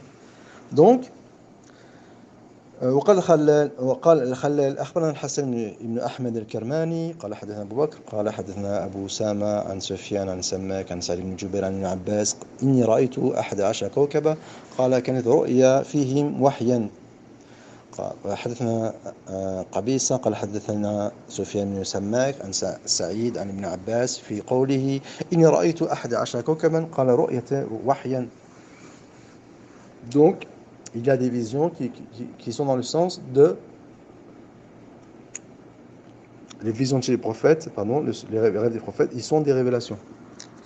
أخبرنا علي بن حرب قال حدثنا سفيان ابن عيينة عن عمرو بن دينار عن عكرمة عن ابن عباس قوله وما جعلنا الرؤيا التي أريناك إلا فتنة للناس قال هذا رؤيا عين رأى النبي ليلة الأسرى به. Donc, ici, Ibn Taymiyyah va répondre à cet argument. وذكر الخلال هذه مع هذه الأحاديث فقد يقال إنما ذكره لقول أحمد رؤية الأنبياء في الأحلام رأي عين وليس حلمهم كسائر الأحلام. D'accord, dans le sens, il est possible de dire que les songes des prophètes sont différents de celui des communs des mortels. Donc c'est pour dire ça, c'est pas un problème. ونقول رأي عين لا ينفي أن يكون في المنام. Et de dire رأي العين, c'est ce qu'on disait, رأي العين, le vu de ses yeux, ça n'aurait pas en question le fait que c'était en rêve. لأن في الصحيح عن ابن عباس أن النبي تنام عيناه ولا تنام قلبه. Donc ses yeux dorment mais son cœur ne dort pas. Le prophète, quand il dormait, il ne refaisait pas ses ablutions. Pourquoi? Parce que son corps ne dort pas. C'est dans ce sens-là qu'on dit qu'il l'a vu avec ses yeux. Non pas qu'il a vu Dieu sous son image réelle. Mais ça, c'est une notion, elle est complexe. J'y peux rien. Ce n'est pas de ma faute. Cette notion, elle est complexe. Pourquoi m'incriminer pour une chose qui est complexe sous prétexte que je la dénoue? C'est complètement paradoxal. وكذلك فعل أبو بكر بن أبي عاصم في كتاب السنة له فإنه قال باب ما ذكر في رؤية نبينا ربه تبارك وتعالى في منامه. Donc ici Ibn Abi Asim, lui aussi, il y a encore que c'était à l'état de sommeil. ثم ذكر حديث عكرمة عن ابن عباس يقول وما جعلنا رؤيا التي رأيناك إلا فتنة للناس قال هي رؤية عين رأى النبي فهذا يقضي أنها عنده رؤية عين وأنها في المنام. Donc ici, on a l'impression qu'il s'agit d'une vision à l'œil nu. ثم روى حديث سفيان بن سماك عن سالم بن جبير عن ابن عباس قال كانت رؤية الأنبياء وحيا. Donc c'est cette façon de conjuguer entre la chose, c'est de dire que رؤية العين c'est dans le sens où c'est une vision et que la vision des prophètes c'est une révélation. وروى عن موسى بن سعد عن معاذ أن رسول الله صلى الله عليه وسلم ما رأى في نومه وفي يقظته فهو حق. Il dit ce que le prophète il voit à l'état de sommeil ou à l'état d'éveil, c'est la vérité pure. Ensuite, قال الخلال. Donc Khalal qui est l'élève de l'imam Ahmed. Donc ici on a la vision des Hanbalites. حدثنا المروزي قال قرئ على أبي عبد الله بن الوليد حدثنا سفيان في قوله سبحان الذي أسرى بعبده ليلا من المسجد الحرام قال أسري به من شعب أبي طالب ثم راوى الخلال من غير وجه عن سعيد عن قتادة عن أنس قال لما أتي النبي صلى الله عليه وسلم بالبراق استصعب عليه فقال له جبريل ما ركبك آدمي ما ركبك je vois pas là désolé je suis très fatigué ما ركب آدمي أكرم على الله تعالى منه ما ركبك آدمي أكرم على الله تعالى منه là je vois pas désolé فارفض علقا وأقره. ثم روى الخلال حديث أبي عمرو وعن أبي سعيد قال حدثنا رسول الله صلى الله عليه وسلم ونحن بالمدينة فقلنا حدثنا بليلة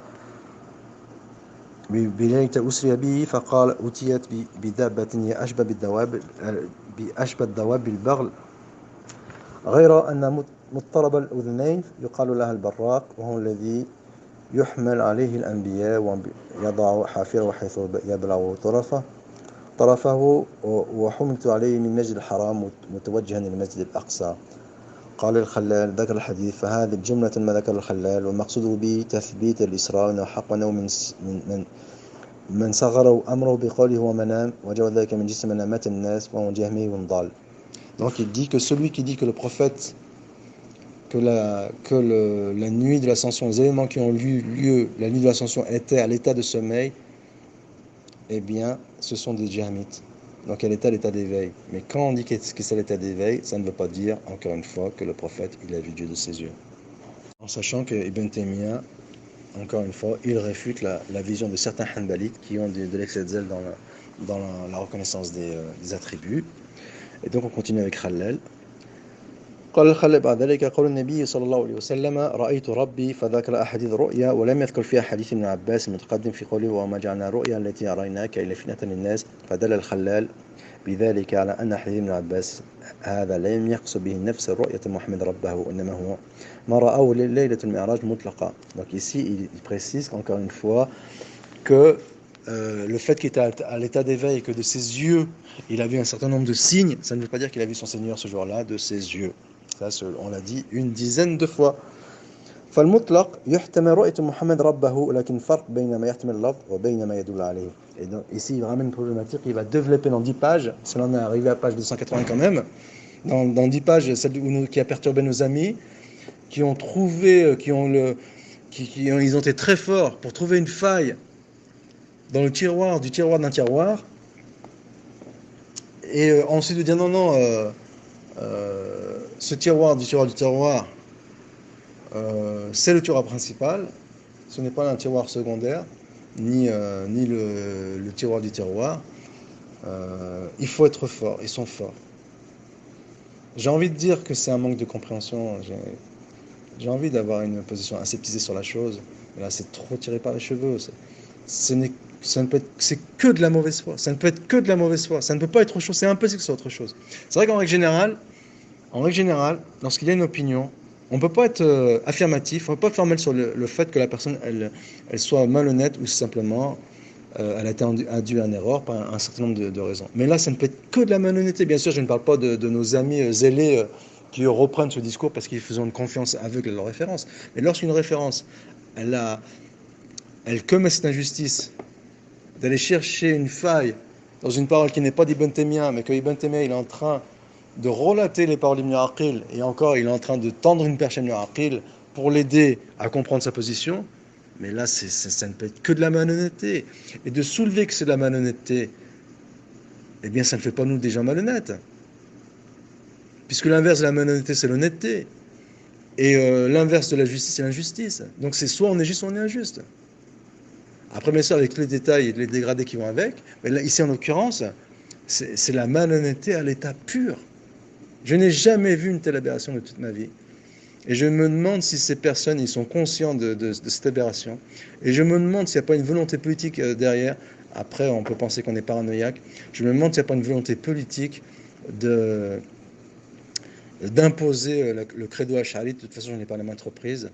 Et éventuellement de passer par des professionnels qui, eux, sont des intellectuels, ils ont une certaine maîtrise, et que pour fustiger les wahhabites primaires et souvent incultes, entre guillemets, bien sûr, là, j'extrapole, je suis dans la caricature, et donc, il y aurait éventuellement une volonté instrumentalisée de mettre en avant l'ash'arisme en passant par des intellectuels qui ont une certaine maîtrise du discours, qui ont une certaine culture et autres. Et bien sûr, la fin justifie les moyens, qui n'auraient pas froid aux yeux pour fermer les yeux sur une aberration aussi monstrueuse. Donc on continue. وقول الإمام أحمد هذا قول الجهمية لأن أحاديث المعراج تدل على أن الله فوق وغير ذلك. Bah oui, parce que pour éluder l'idée que Dieu est sur son trône, est installé au-dessus de son trône, et qu'il est au-dessus des 7 cieux, eh bien, ils vont dire que c'était une vision à l'état d'éveil, à l'état de sommeil.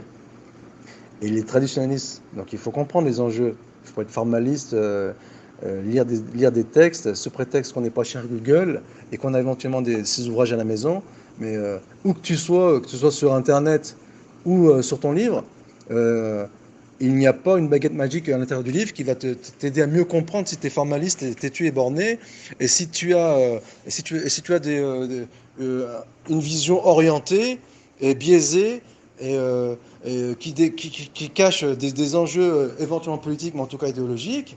Et ben, si tu ne vois pas la chose, tu t'en prends qu'à toi-même. Ici, en l'occurrence, les djamites, pour éluder l'idée que Dieu est au-dessus de son trône, eh bien, ils vont dire que c'était une vision à l'état de sommeil, alors que c'était une vision. Donc, les traditionnalistes leur ont répondu violemment en disant que c'était une vision à l'état d'éveil. Certes, certains néo-Hanbét en ont compris, ou même des Hanbét en général, en ont compris que ça veut dire que le prophète Mohammed sallam a vu Dieu, mais en vérité, ceci n'implique pas cela. Il n'y a pas de cause à effet, il n'y a pas de corrélation entre le fait que c'était une vision à l'état d'éveil et le fait que le prophète il ait vu Dieu. Il n'y a pas de corrélation. C'est ce que démontre Ibn Taymiyyah depuis 60 pages. Après, on nous dit qu'on cache, on cache les monstruosités d'Ibn Taymiyyah. C'est incroyable. Ensuite, donc فقال أحمد منام الأنبياء وحي وذلك يفيد أن ما ذكر فيه منها أنه في المنام كحديث شريك بن عبد الله بن أبي نمر عن أنس. Donc il dit que c'est encore une fois page 289, page avant 9 pages avant le crime, que c'était à l'état de sommeil. Et bon, fallait-il le répéter. Donc كحديث شريك بن عبد الله عن أبي نمر عن أنس وكذلك لو قدر أن جميعها منام فإن ذاك لا يجب أن يشبه برؤية غير النبي صلى الله عليه وسلم لأن رؤية وحي. Il dit même si c'est à l'état de sommeil, de toute façon, c'est une révélation, donc ce n'est pas comme le rêve des commandés mortels. Parce que ses yeux dorment mais pas son cœur, ça on l'a déjà dit. Et en plus, quand je dis ça, on me dit que je ramène des raisonnements tirés par le cheveu pour sauver Ibn Taymiyyah, mais je suis désolé, mes amis. Si, eh ben, changez de métier. Souvent, les intellectuels, ils prennent leur corps de haut, ils sont élitistes. Oui, tu n'arrives pas à la cheville. Moi, je maîtrise le savoir. J'ai des livres, j'ai une bibliothèque chez moi. Toi, ton shir, c'est Google. De toute façon, tu comprends pas l'arabe, tu n'es pas un arabophone, tu connais pas ton shir. Alors que eux, ils remettent entièrement leur confiance et leur crédibilité entre les mains de leurs références qui, eux, ne sont pas objectives. Mais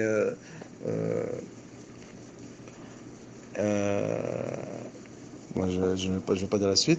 Eh bien, faites autre chose. Je veux dire, il y a plein de disciplines ou de métiers d'intellectuels qui ne vous demandent pas d'être aussi obtus, où vous aurez la liberté de titiller votre ego et de le mettre en valeur. Mais venez pas ici vous humilier avec des raisonnements primaires, binaires, et de demander un débat sous prétexte que vous allez faire l'humilier en public. Donc c'était quoi que vous lui auriez préparé en public en ce qui concerne ce sujet? C'était quel tour que vous alliez lui jouer en public?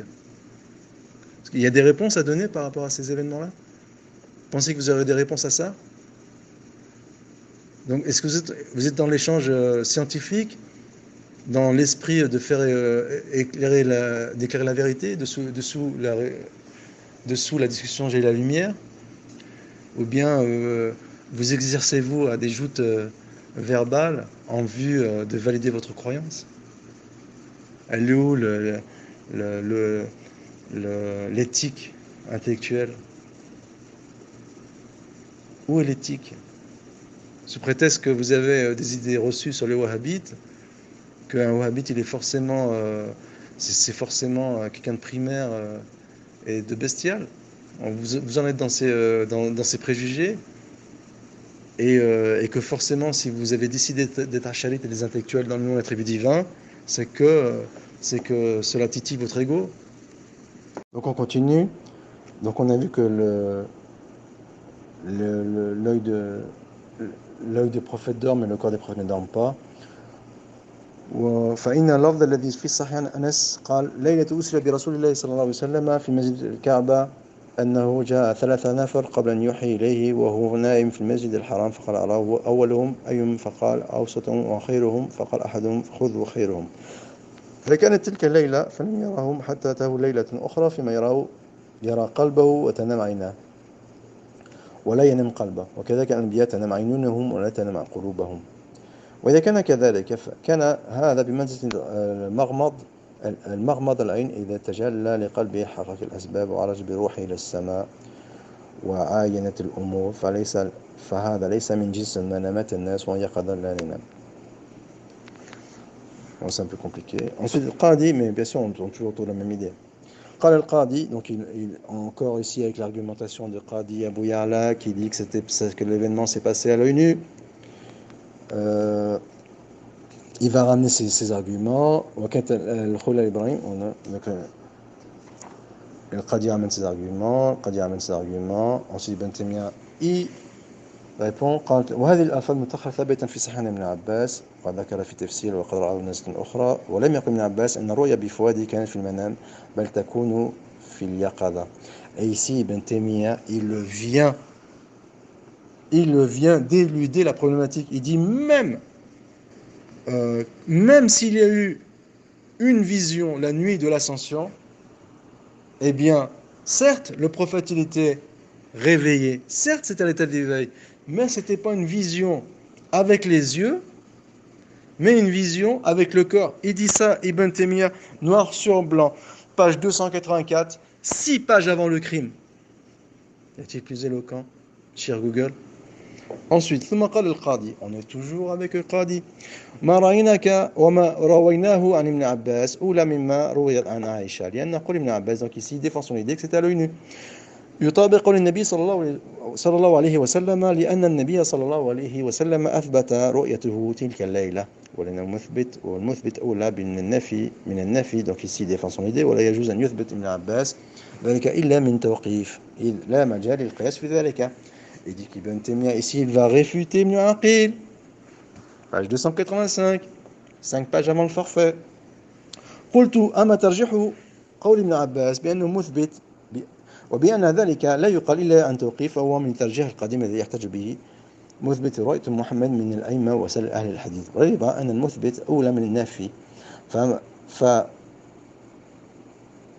فيما كان من باب الرواية كما تقدم الناس رواية بلال أن النبي صلى في البيت على قول أسامة. Donc ici on allait يصلي. Donc ici quand il y a un qui affirme il faut conjuguer entre eux.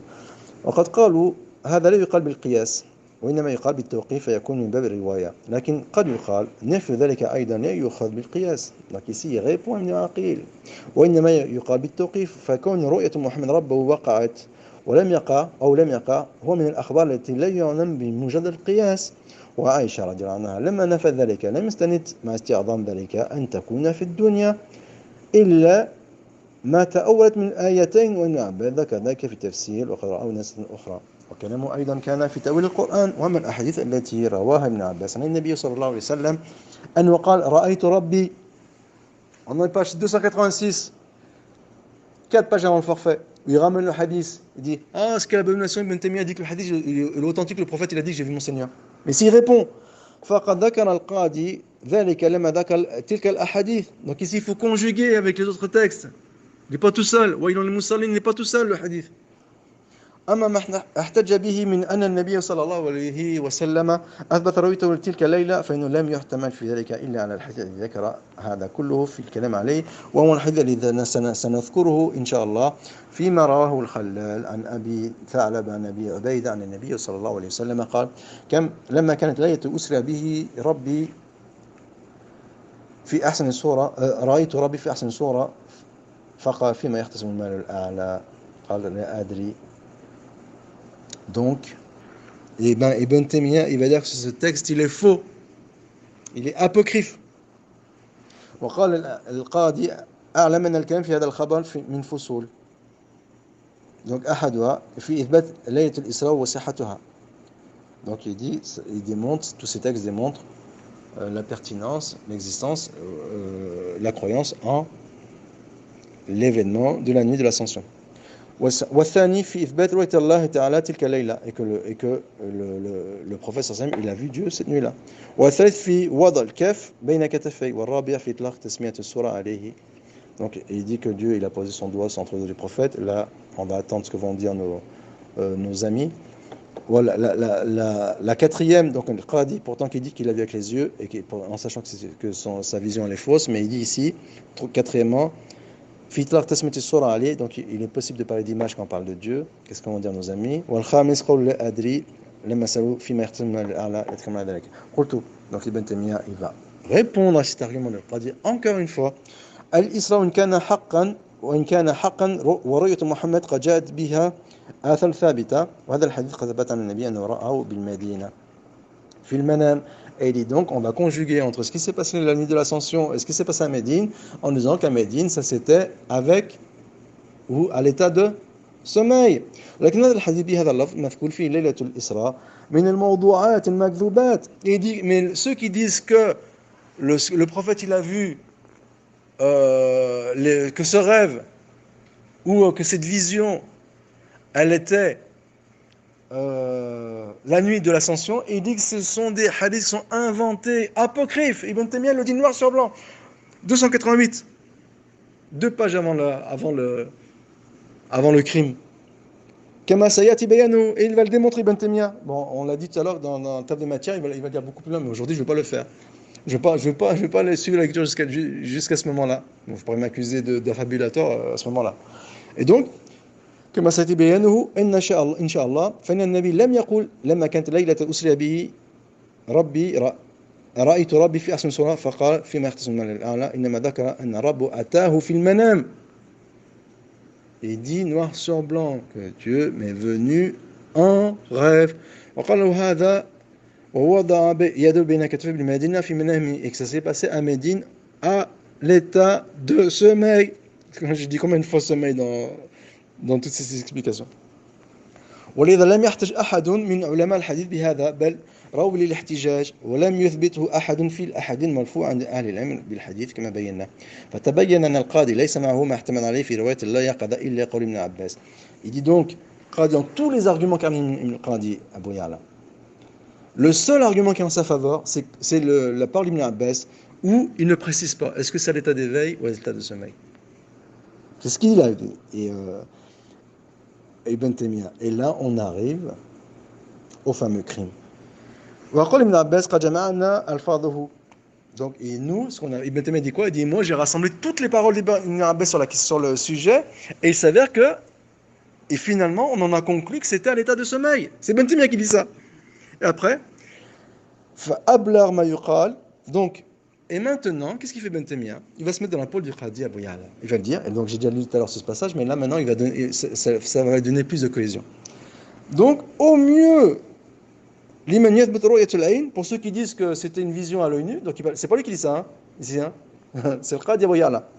Anna ibn Abbas, rada bil mutlaq al-ayn, il dit, au mieux, Ibn Abbas, quand il y a ce hadith qui dit j'ai vu mon Seigneur, au mieux, ça voulait dire, implicitement, qu'il disait que c'est une vision par les yeux. Et ensuite, eh ben, pour corroborer cette idée, on va lui donner 5 arguments. Donc, 1, on l'a dit tout à l'heure, 2, 3, et nous arrivons au fameux 3e. Et il dit, le 3e qu'on a vu tout à l'heure, je vais le redire. أنه سئل ابن عباس هل رأى محمد ربه قال نعم وكيف رأى قال في سورة شاب, donc il va dire qu'on a vu ça. Et ici Ibn Taymiyyah dit وهذا يدل, donc ici ça laisse à penser, puisqu'il conteste qu'il a vu Dieu, et parce qu'il est impossible de voir Dieu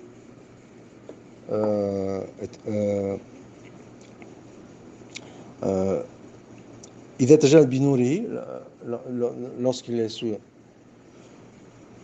Pardon, je suis très fatigué.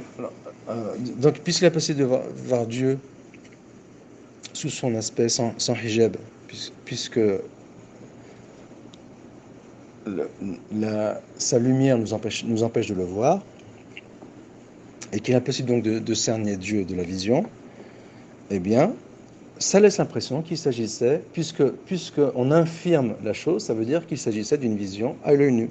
Et c'est exactement la même chose lorsque dans le hadith al-marfou' an Ikrimah ibn Abbas, donc ce hadith dont on parle depuis tout à l'heure, pendant 60 pages on se passe de ce hadith. Ra'aytu rabbi fi surati ash-shab amrad lahu wafratan. Et il dit que ce hadith, à première vue, si on part sur le principe d'Ibn Aqil, eh bien, ça s'est passé à l'état d'éveil, et la vision, elle était à l'œil nu. Et ce hadith, il est sahih. On dit, oh, quelle abomination de dire que ce hadith est sahih. Bien sûr que ce hadith est sahih. Mais simplement, ça s'est passé en rêve. Voilà, pour conclure.